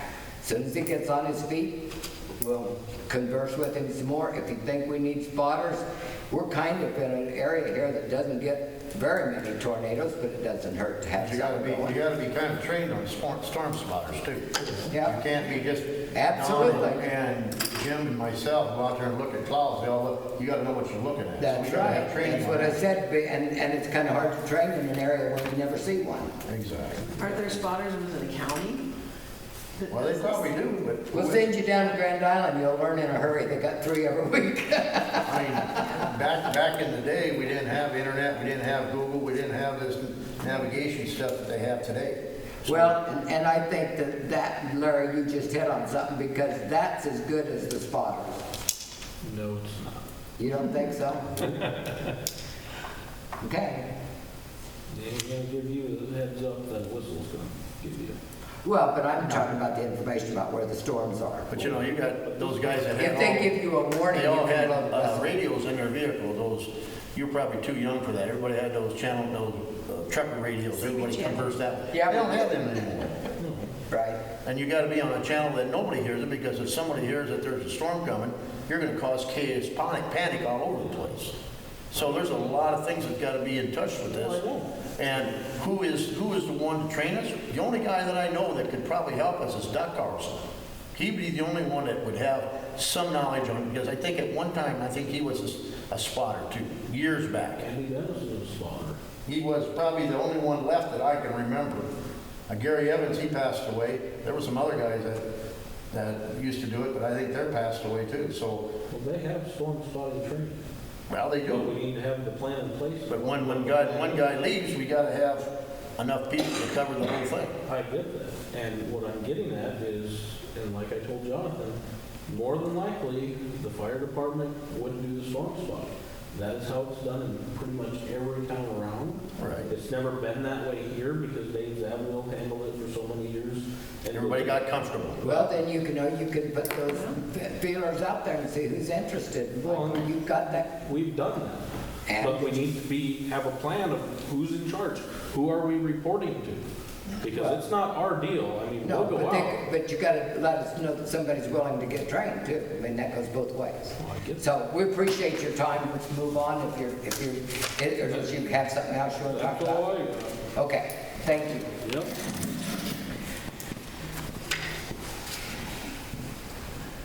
Thank you, Michael. Thank you. Michael, would you, if there's anybody out there wants to say that, well, I guess we've closed them, so thank you. Okay, so we have closed the public meeting. It was interesting. We always learn something, even if we don't like to hear what's being said. So I hope that we all have open minds about what we're doing. I would like to say on my part that I have never tried to do anything in a secretive fashion. Larry attended almost all the same meetings I did on that Northside Acres and probably talked to 2 more people than I did. Mike Chase was heavily involved in it. That's our planning and zoning. We hired Ron Knorr as our engineer, and he talked to every one of those people that he's talking about. Earlier on with Brett Becker, but then not at the end. But he's talked with Jerry, he's talked with all of them. I can't emphasize enough that nothing's going to happen out there till the water is controlled. So if we don't get that, and whatever deal we make, we have got to, Jerry Stephens wants to build that pit himself. That's fine and dandy, but he's going to have to build it according to the engineer's specification. I got something. Yeah. And maybe this is the wrong place, wrong time to talk about it. It's the last month's meetings. And it's about this Northside Acres property that we bought. That's what we're talking about. Go ahead. Okay. What I think should have happened is you came in and told us this amount of money for this one, and this amount of money for that one. There was nothing said about negotiating the price with the seller. We didn't put that in this minutes that we were going to negotiate the price. We put ourselves out in Front Street by naming the price without us board negotiating and see if we could, have a negotiation with the buyer and the seller. Have we not? I don't know what price did they give to you that you just told us that it was going to be that much money. That's what I'm concerned about. We didn't have time to, when you go to an auction and you buy some property. Yeah, I don't know, but nobody thought about that at the time, Larry. So, but I the know, fact, right? and I think I told that very clearly, exactly what happened in that office. I said, it's something about coming down, and Kelly said it's not going to happen. There was no negotiation. They set their prices where they were going to be. If I did wrong on that, I apologize, but I don't necessarily For the public's view, to get a lot of this fire out of our backyard, we could have said we were in the process of negotiating with them instead of just coming out of an executive session and we bought it, or we're going to think about buying it for X amount of dollars. We could have said we are in negotiations with these 2 owners. Well, that's just, that's politicking, but that's okay. It's I mean- hindsight. Yeah. I just think it would have. Everybody thought it was a good deal at the time, but then we get criticized and then we second guess. What the public's saying right now. Well, we second, you know, do you really think, we're an open meeting and we're on camera, I know. but do you really think that it would make a difference to that public, what we did? They're gonna find something that we should have done differently. I realize that. So, it's forward. Well, before you complete the purchase of that, you have to have a public hearing. You've had the public hearing. Now, somebody needs to make a motion if you wish to go forward with this to complete the purchase of the 2.42 acre tract and 2.44 acre tract in the northwest border of section 24, township 22, North Wayne 2nd. So now, if you want to back up and do some negotiating, we can think about that, but it's not going to happen, it's my feeling. And the other thing is, if we back out of it, we lose the earnest money, the 10,000. Under statute for us in Nebraska, if you don't have a written agreement in regard to real estate, it's null and void.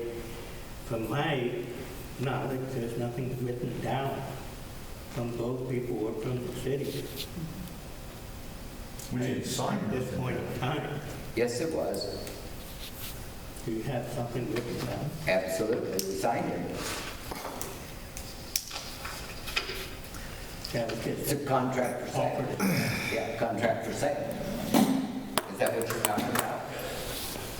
There's one for each? All right, if that's the case, then to complete the deal, you have to make the motion to do it after the public hearing. This is the public hearing.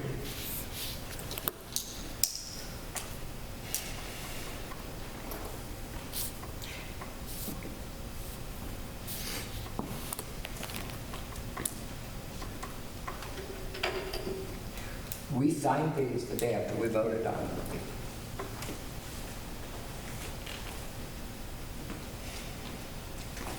It probably wasn't legal until we had a public hearing. Well, that's why it says in this to you left it subject to a public hearing being held, and now you've had the public hearing. And we talked about that if it's over 100,000, then you have to have the public hearing before you even, Well, or something this like that. isn't 100,000 because this is two pieces of Exactly. property but separate. If it's over 100,000, then there's a different legal. There's a different procedure. See, that's,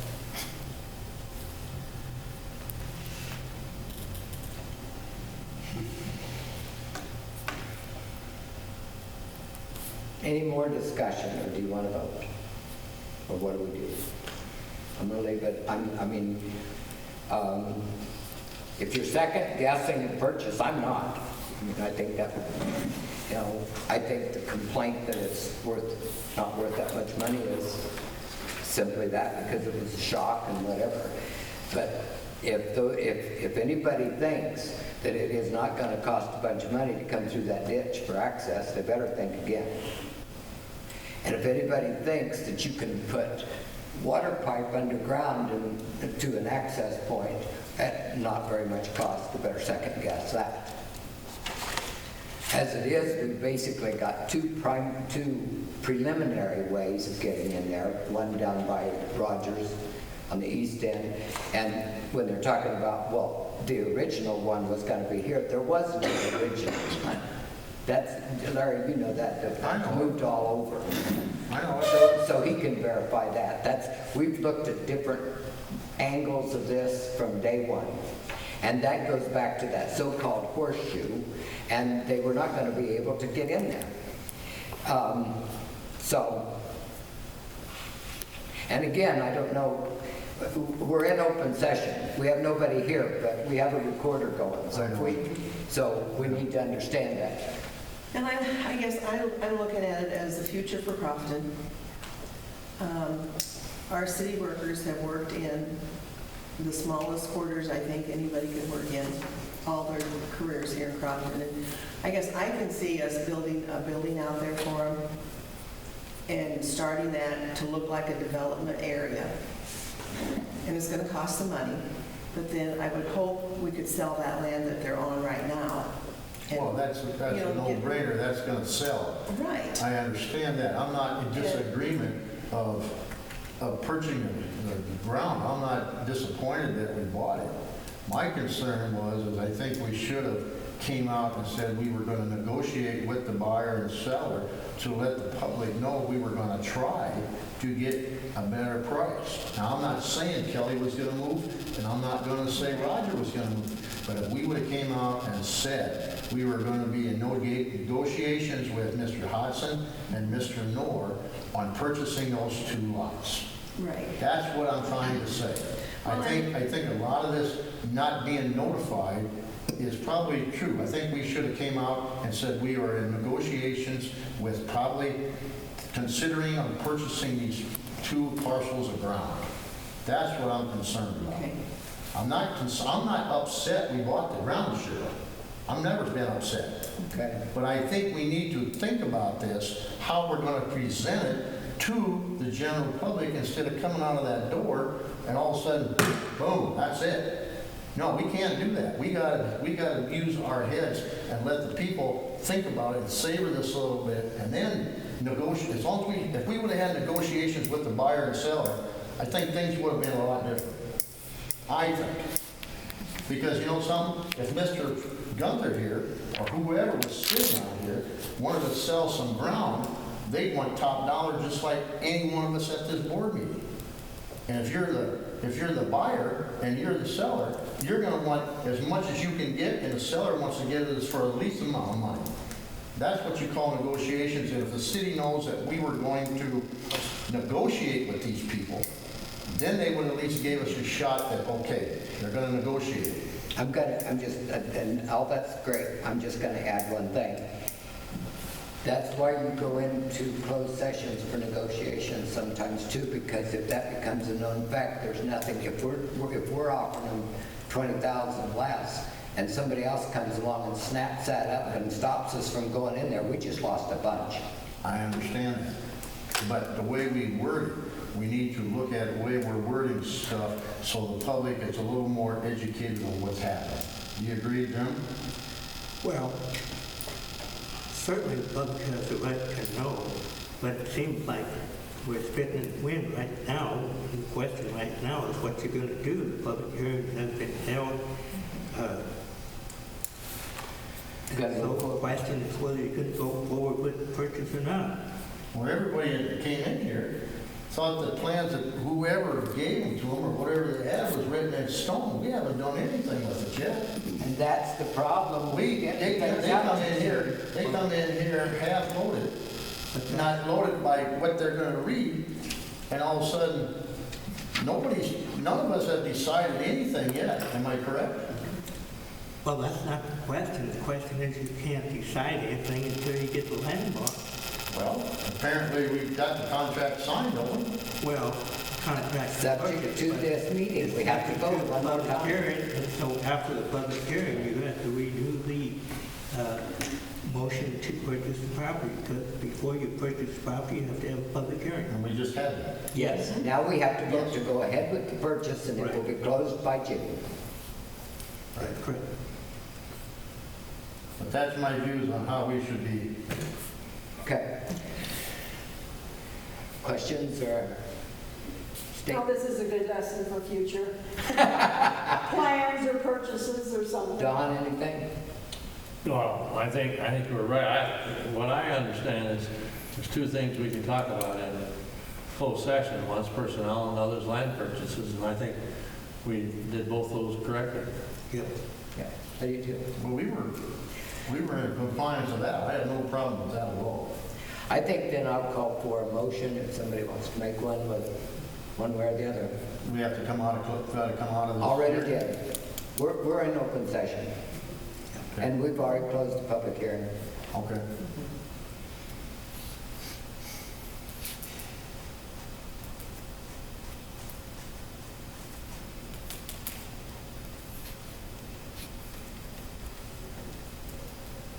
Well, I'm going to make a motion that we Proceed to purchase. continue to purchase the Northside Acres, go what's offered out there from Kelly Hudson and Roger and Fernor. Can we ask a question now before we have a second? Sure. Now, this might hurt some people's feelings, and I'm just asking, do we have a plan how we're gonna pay for this? And I'd like to know how we're gonna get this thing paid for, that, you know, this thing out here, this 19, this School Board 19, is really bothering me, and I think it's gonna bother this whole city about This what? this virus. Oh, We're yeah. not gonna get the money that we're thinking we're gonna come in on real estate taxes. People ain't gonna be prompt to pay a lot of things. Do we have a plan how this is gonna get paid? I think, I've talked to the bank and they are willing to loan us money against that 50,000 CD that's in. What 50,000 CD is? I'd like to know which one it is. I looked through here. There's only one. On what? Which? There's only one $50,000 CD. And we're not cashing, we wouldn't be cashing it in, it would be used as collateral. And the way that the bank does it is that basically it reduces the interest amount. Now, the interest just dropped all over the United States, and now it's a perfect time to borrow, we're hoping, but I wanted to check with them. Obviously, we have the money in the bank, but do we want to use that money, or do we want to borrow? And I say we should be I'm trying to put a whole packet together with that, but we can do either one. That's the answer. We can do. So are we gonna borrow the whole sum for both of this, or just half of it? Now, did you budget? That would depend on what the packet is, yes. But in the budget, there's about $200 and some thousand in capital money that's budgeted. I can't remember exactly what it was, but they're in different funds. So you have the 100,000, there was 100,000, all of these vehicles and stuff, those were budgeted out. So those are capital purchases. So the amount of money we're gonna borrow is we're gonna decide if we're gonna borrow 40,000 or we're gonna borrow 110,000, correct? We can't borrow 110 from $50,000 security, correct? You can only borrow what your security is. Right. So in answer to your question, I would need to sit down with the banker and look at what is the most equitable, because again, it's hard to explain, but see if I remember the way he said it. So if you've got $50,000 here, what you do is reduce the amount of interest on what you borrow, because you're making interest here. And it's a combined thing. So where the bank's rate might be at 4%, by combining that, you might wind up paying 2.5% to 3%. And while we're talking money, we also need to think about the fact that this year, some of that Sharon Street bonds become mature at 5 years, and we should think about trying to maybe pay some of those off, which is 4.5%, and try to get some of our 1% if well, we in can. 5 years, if I read this right, we got $398,000 to come in to pay on Sharon Street. Am I right? I don't know exactly what that That's figure what it is on this paperwork here. I mean, we got our bond payments here is in the audit showing where we got in 25-29, we got to pay. I gotta find it now. I don't know. That's what's due this year, is that what you're saying? Well, we got a bunch of money coming up that we got. Here we go. This is the spreadsheet that we got off of there. You know, we got in 2020 we got a $50,000 principal, $32,135. That's our payment, yeah. And then it comes up to $82,000. Okay. So that's about $80,000, $70,000. Gets down to 2025, 2029. We got to come up with almost $400,000. Right. This is our yearly payments. Right. Right. And that's why I'm saying if we can buy off some of those 5-year bonds, that reduces this end, because they're down to pay for it. Now, in a perfect world, probably, but I don't know what's going to happen now with this stuff going on. But that's just, I mean, that's no different than it has been. And remember, there's people still paying on that. They're still paying assessments on that too, so there's money coming in on that. What's due this year is the 50,000 payment, which we've been paying for the last 4 or 5 years, plus the interest broken up into two. That comes up to about 82,000. Thereabouts. The interest and the principal. Yeah. And we have, that's coming up in June? No.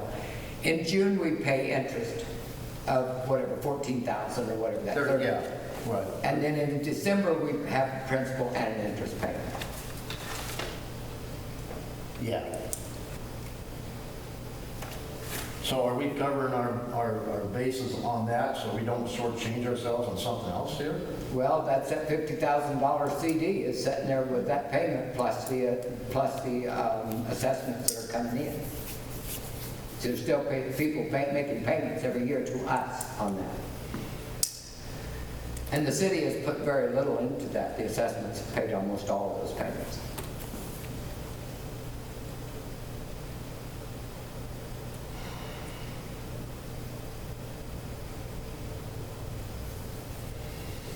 What do you think about this, Don?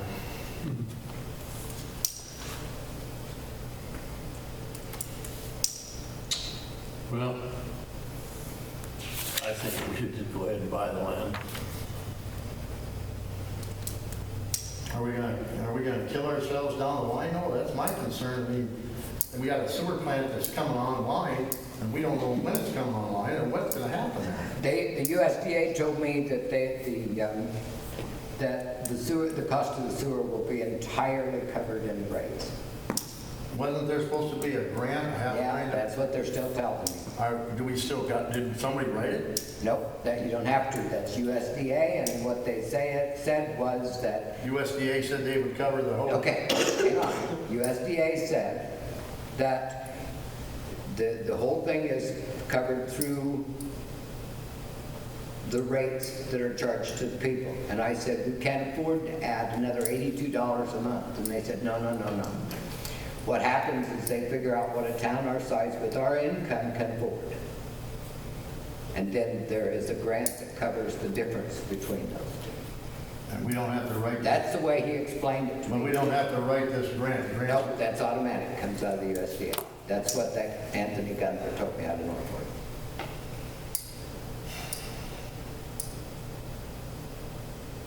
I believe that he was one. They're still working on that, and I'm going to tell you right up front, I'm getting uneasy with deadlines here. Brian needs to get some stuff out here. I know they've extended for us once, and I know that they said, oh, no problem, we got you covered, but what happened is the very USDA that's saying they're going to help us then turn around and, well, let's have the lagoon, and then it's, no, that's not going to happen. Well, then let's make the ditch deeper. Well, then let's do this. So, and Ryan says that's just what they do to you all the time. So, sounds like he... So we're not going to lose any grant money by going through USDA, is that right? No. So everything is going to work like clockwork on our grants and everything? Heavens, I don't know what. But they are the grants, Larry. What? They are the grants. There is no separate grant, is the way I'm understanding it. They go out there and this whack outfit finds all the money. That's about as simple as it gets. But do we sit down as a city and start looking for grants? They told me no, that's taken care of. Now, I'm inexperienced and I'm dumb, so. I'm just looking at us down the road so we don't sit there. I understand that. And we're all run our finances the way we run. I understand. I'm a businessman just like a lot of people in town here. I gotta make sure that I don't kick myself in the rear end down the line if I don't look out for something now. Well, I think we all do. You know, so that's why I'm concerned about this.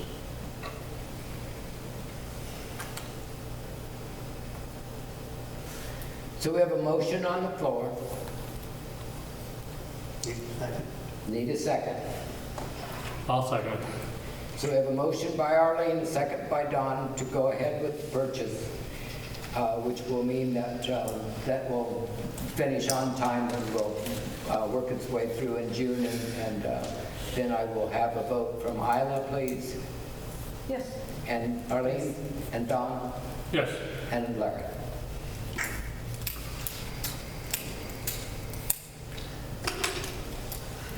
No, I'm not. I just don't trust this. That ain't gonna hurt if you got majority anyway. Okay, so the vote is carried by 3. You got those, Kathy? Okay. So what's next on the agenda?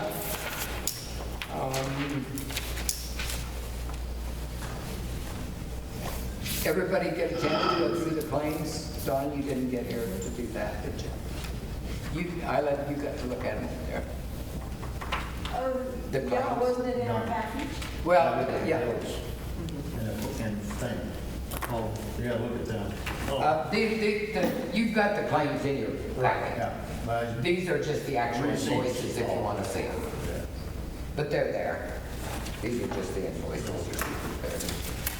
So, I do want to talk to you just briefly about the credit card.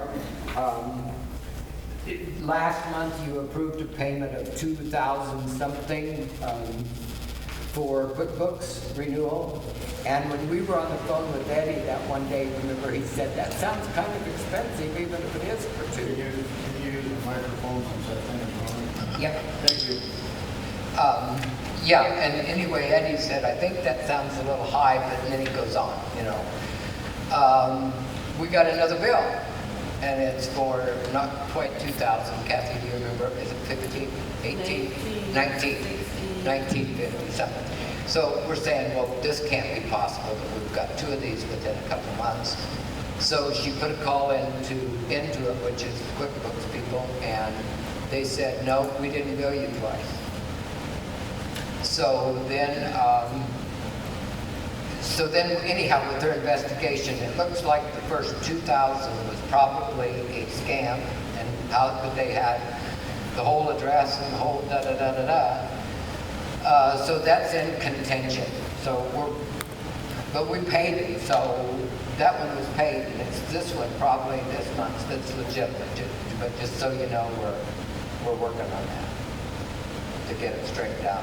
Intuit said that they're looking into it also. So, and that credit card has been canceled, so that whoever scammed it can't use it again.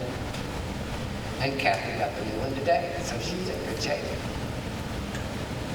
Was there another one that was separate? Yeah, McNally. Oh, Mr. McNally's. For some reason, we had a bill that said it was a little more, and Kathy said, well, I think we paid it last month, so she's investigating. And they did email Diane, but she didn't get back to me yet. Yeah, she's just...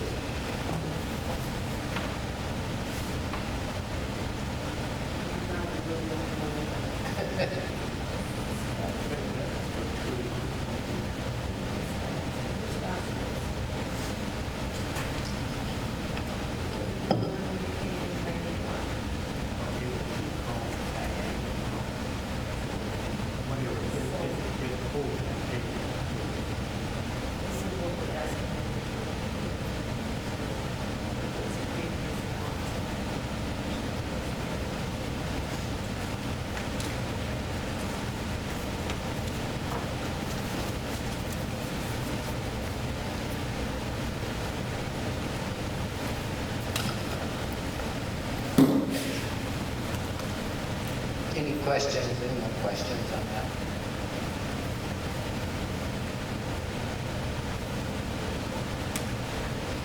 And while you're if anybody's looking at that or whatever, the other thing that's on that same line is kind of a look at the financial statements.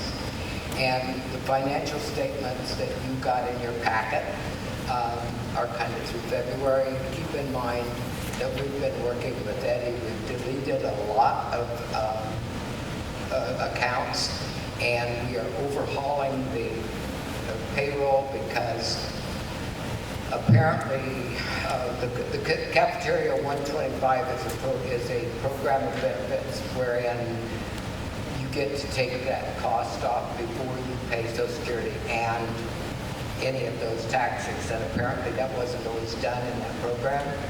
There's also then the IRA, which comes off it's figured on the gross, and then it comes off before you pay income tax, but you have to pay Social Security. So there's 3 different grosses involved in that.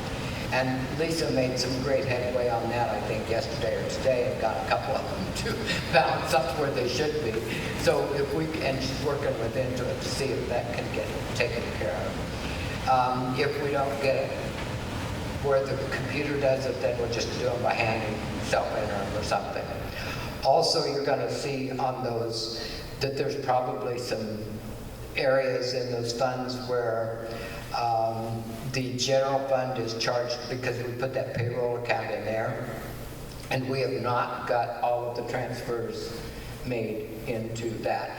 I impressed upon Eddie that we don't want to call that a transfer because that's what everybody has objected to. Remember, all of us have complained about the fact that at the end of a month, you do the closing tools and you have a transfer from economic development to here, to there, to everywhere, and it says to make it come out right. Well, that's not a good that's not a way to make an entry. So I talked to Bob Evans, remember, that talked about the economic development money, and he said, well, it was there and then it was gone, and I said it was because we closed the economic development account that was in the general operating because there was no need for it if you put it in the lost funds where it belongs. So the lost funds, remember, they're in there separately. It means local option sales tax. That's our sales taxes that we talk about constantly. There's the infrastructure, there's the Parks and Rec, and there's the economic development. What has always happened was that was deposited into those 3 accounts under economic development general or special projects or some other silly name that you couldn't follow. And then at the end of the month, there was an automatic transfer that took them who knew where. So what we've done is make those operating accounts where those lost accounts, the money goes in there and it comes out of there. So you can follow the profit and loss right in and out of that account. Okay, so those figures that are in those accounts, as far as it's under the lost fund, and then you named them separate. Right. Are those the correct figures that's? I'm not sure that all of those have been made right. Okay. Because we're still working on making sure those are clear. Those are correct. They got cleared to the audit. Okay. Past it, see, we were 2 or 3 months after the audit, that they were still making transfers. Okay. So we need to clear to make sure. I think that's why it looked like that there was just $4,500 gone, because when we did that audit, we went in and closed that out. Right, okay. Okay? I got a couple of questions on this profit and loss and the budget to actual. You got, how do we just take one here? You got this 4,500 charges for the water revenue, like 100,000, but then there's no budget, there's no over budget or under budget, there's just a blank.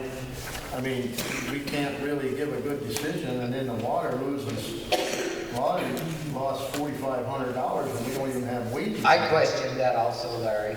I questioned that also, and I don't know what is happening there. We don't have in some of these columns, there's nothing here to give us an idea. That's right. Where we're going with this. Okay, because when Kathy entered those, she just took the budget, which, as you know, is about 1 page, has about 5 entries where a whole bunch of stuff is combined. So she tried to take those totals and put them in there, but as we, with time and some working together, if we can break those down, because I have my worksheets from the budget that will break those down better.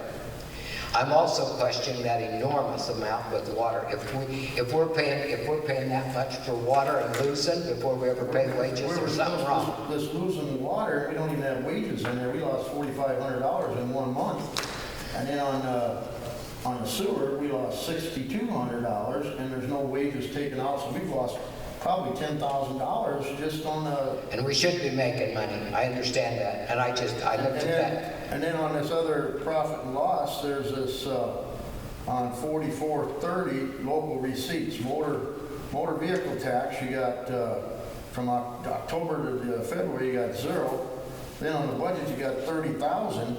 where'd we come up with the 30,000? And then the one report is other local receipts for 470,000 on a budget, and where are we coming up with these numbers? Well, like I said, those budget that come from the budget are probably an accumulation of several accounts, because the budget only, that goes into the state and county only It's shows. kind of hard for us to even know. Yes, it is. It will be terribly hard for you to I mean, look it's at kind it. of hard, it don't even look like a complete. It is not complete, Larry. That's what I'm trying to tell you, and we're working on it. Okay, Okay? we're gonna get one of these every month now, right? Yep. And they may get better as they... Well, I hope so, because it's kind of tough to, Okay. Let me... tough to read. Okay. That's why we have the budget, and that's why we're working with them to get it straightened out. Kathy just is copying them out as the plan goes at the point we are. So some of those are complete and some are not. So in other words, we may have got the lost straightened out, but we may not have got the water straightened out. In other words, each division is an entity of its own.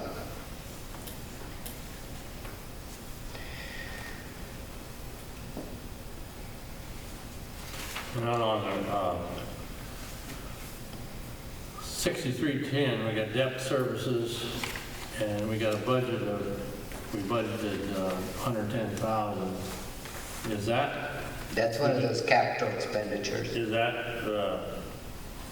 to do with Sharon Street and 2nd Street? Yes. Because then if you go over and look at 680 debt service, then we got 40,000 budgeted, and I think that's probably where that 100,000 probably should have been. The 110,000, I believe, was 50, and like he said, 80 something, and then the 25 on 2nd Street. So that's pretty close to what we actually have for debt service, because some stuff got stuck into debt service that didn't really belong there. Okay. Paying off those debts at Cedar Security, that's just a loan. That's not the same thing as that bonded debt service. And that's part of the straightening out. But then you got city motor vehicle sales tax, and we got 16,302.69, but then we don't even have a budget or over budget or nothing. I mean, didn't we have something last year for that?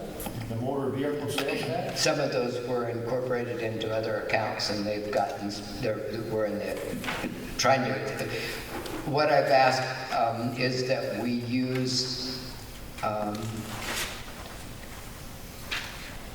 we have to break them down for the highway use tax for those. Those are the ones that are restricted to the highways. So that motor vehicle tax was not separated out, and some of the other was not separated out, so we're trying to separate those out now, so if they're not finished, they won't show. So what are we gonna do? And I mentioned this before. What are we gonna do when people just ain't paying their real estate? We're gonna be in a world of hurt for finding out how much money we're gonna be getting from the county. Am I right? Well, Larry, I can't predict who's going to Well, pay no, I the real never said we estate can. tax. I never said that. All I'm saying is we're gonna be hurting to figure out where we're gonna come up with all this money for this stuff. That's what I'm concerned about, because I'm kind of worried about, we're gonna be in a deep shit here. I'm sorry. Well, I just don't think that, I don't know. Every town's gonna go through it, don't get me wrong. Every town's gonna go through this. We got a government that's going through it right now. Yep. So we're not. I have faith that we're going to find something that's going to be over with in a month. I hope so. No, and I understand what you're saying. I understand that, but we've got to move forward. You know, what was it Trump said? Don't let the cure be worse than the disease. We can't shut it down.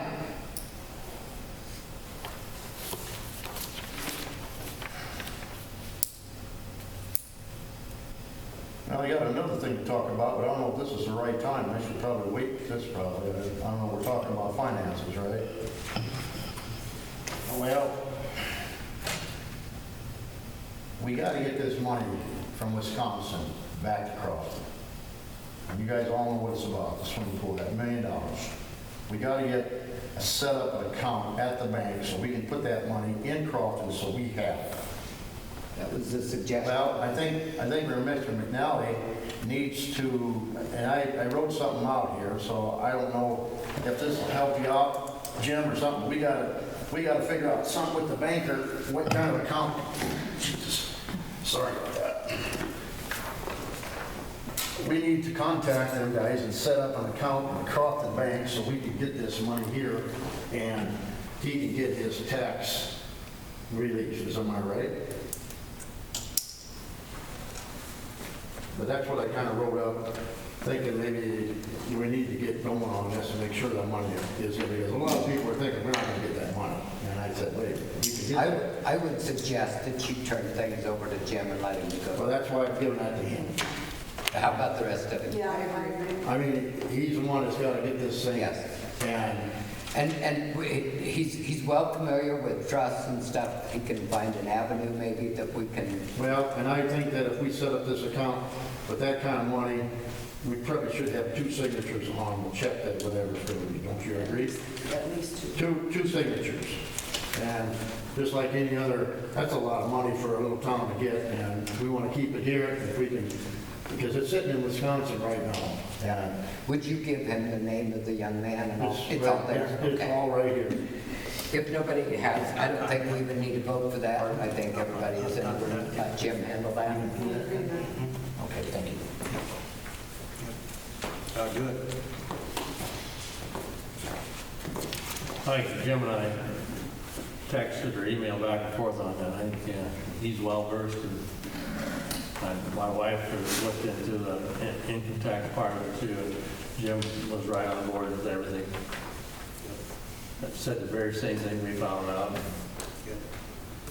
We get the money here, we got to write him a letter and have the wherever the money's put to send put with a letter, and there's a certain form, tax form he has to file. So And you know what? I'm a firm believer that once that money is here, that's going to generate a lot of donations and stuff, and people really realize that it's coming, or that it's, that it's going to be a reality. So, I put my stuff away. I guess I want to get out of here, don't I? I think that if nobody has anything else, that we're there.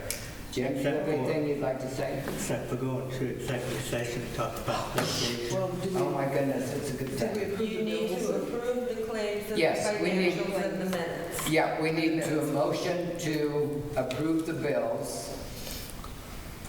Can we go ahead with that, Larry? I have one question on this cell.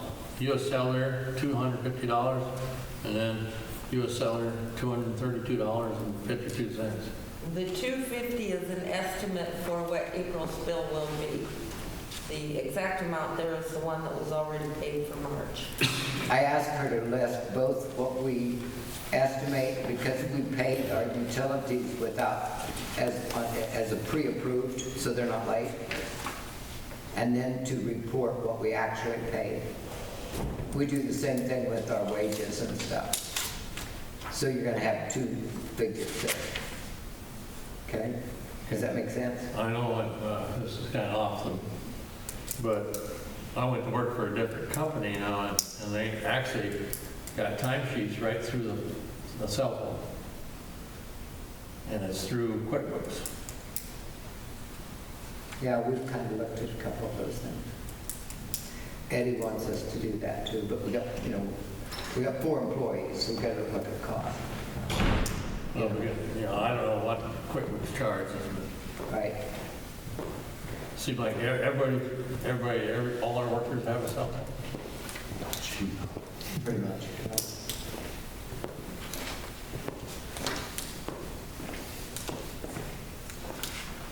Well, maybe even the pools, you got the pool to consider in the summer. Yeah, that'd be tricky. So could we have a motion to approve the bills? Should we do these separately? to approve the bills. I'll make a motion to approve the bills. I'll second that. Okay, Larry, Yes. Don, Yes. Isla, Yes. and Arlene. Yes. And then we need a motion to approve the minutes of last month, which you have in your packet. I hope you read. I make a motion to approve the minutes of last month's meeting. Need a second? Except the minute should reflect that the purchase is subject to a public hearing. Okay, so that's an amendment you want to put here.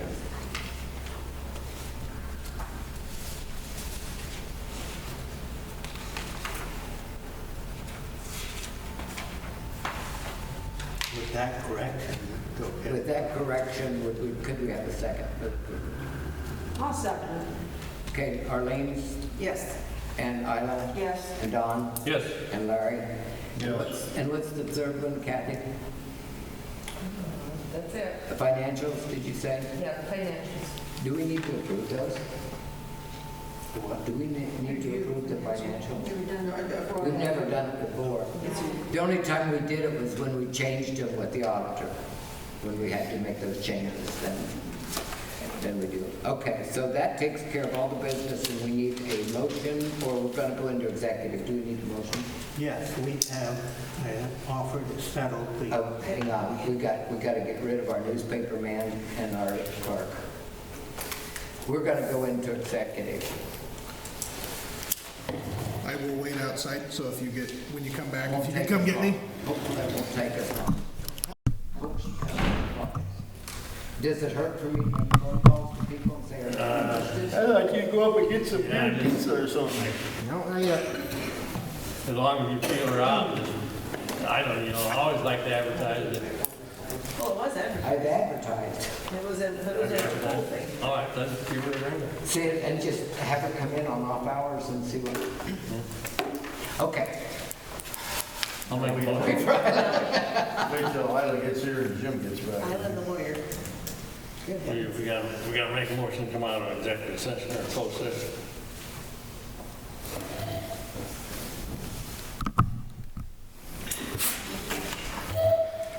What time is it? Hey, look at that. Perfectly timed. Yeah. Wow. Timing. By the way, folks, I know you've already noticed it, but I got to draw attention to the beautiful floor the guys have worked on and stripped and scraped all the edges and got all the old paint, and they did the same thing in the bathroom that's been so bad, and really got it shining here. It's shiny. Yep. Okay, so we're coming, I would like to have a motion to come out of exec. I'll make a motion to come out of executive session. I'll second it. And so the vote is Isla, Yes. Arlene, Yes. Don, and Larry.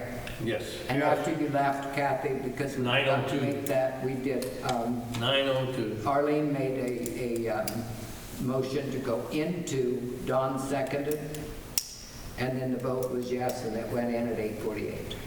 Okay. Okay, thank you. And we came out of it at 9:02.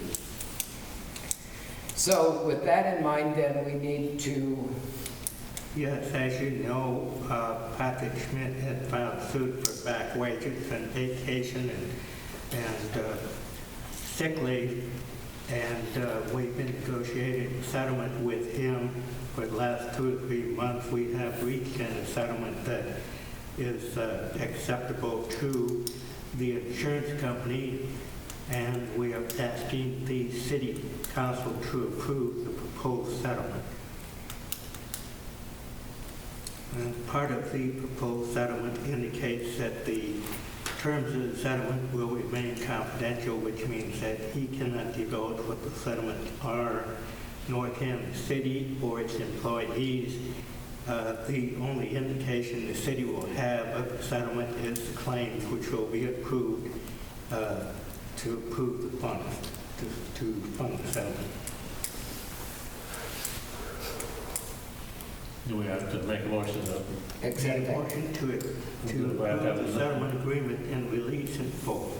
Okay. Do we need to put that? Does the motion have to? We need to approve that claim too, don't we? Yes, And that claim is, the claim would be for $8,800. So we can have a motion to that effect? I'll make a motion that we pay Pat the $8,000. 8, yeah. Mm-hmm. 8,800. And a second. I'll second.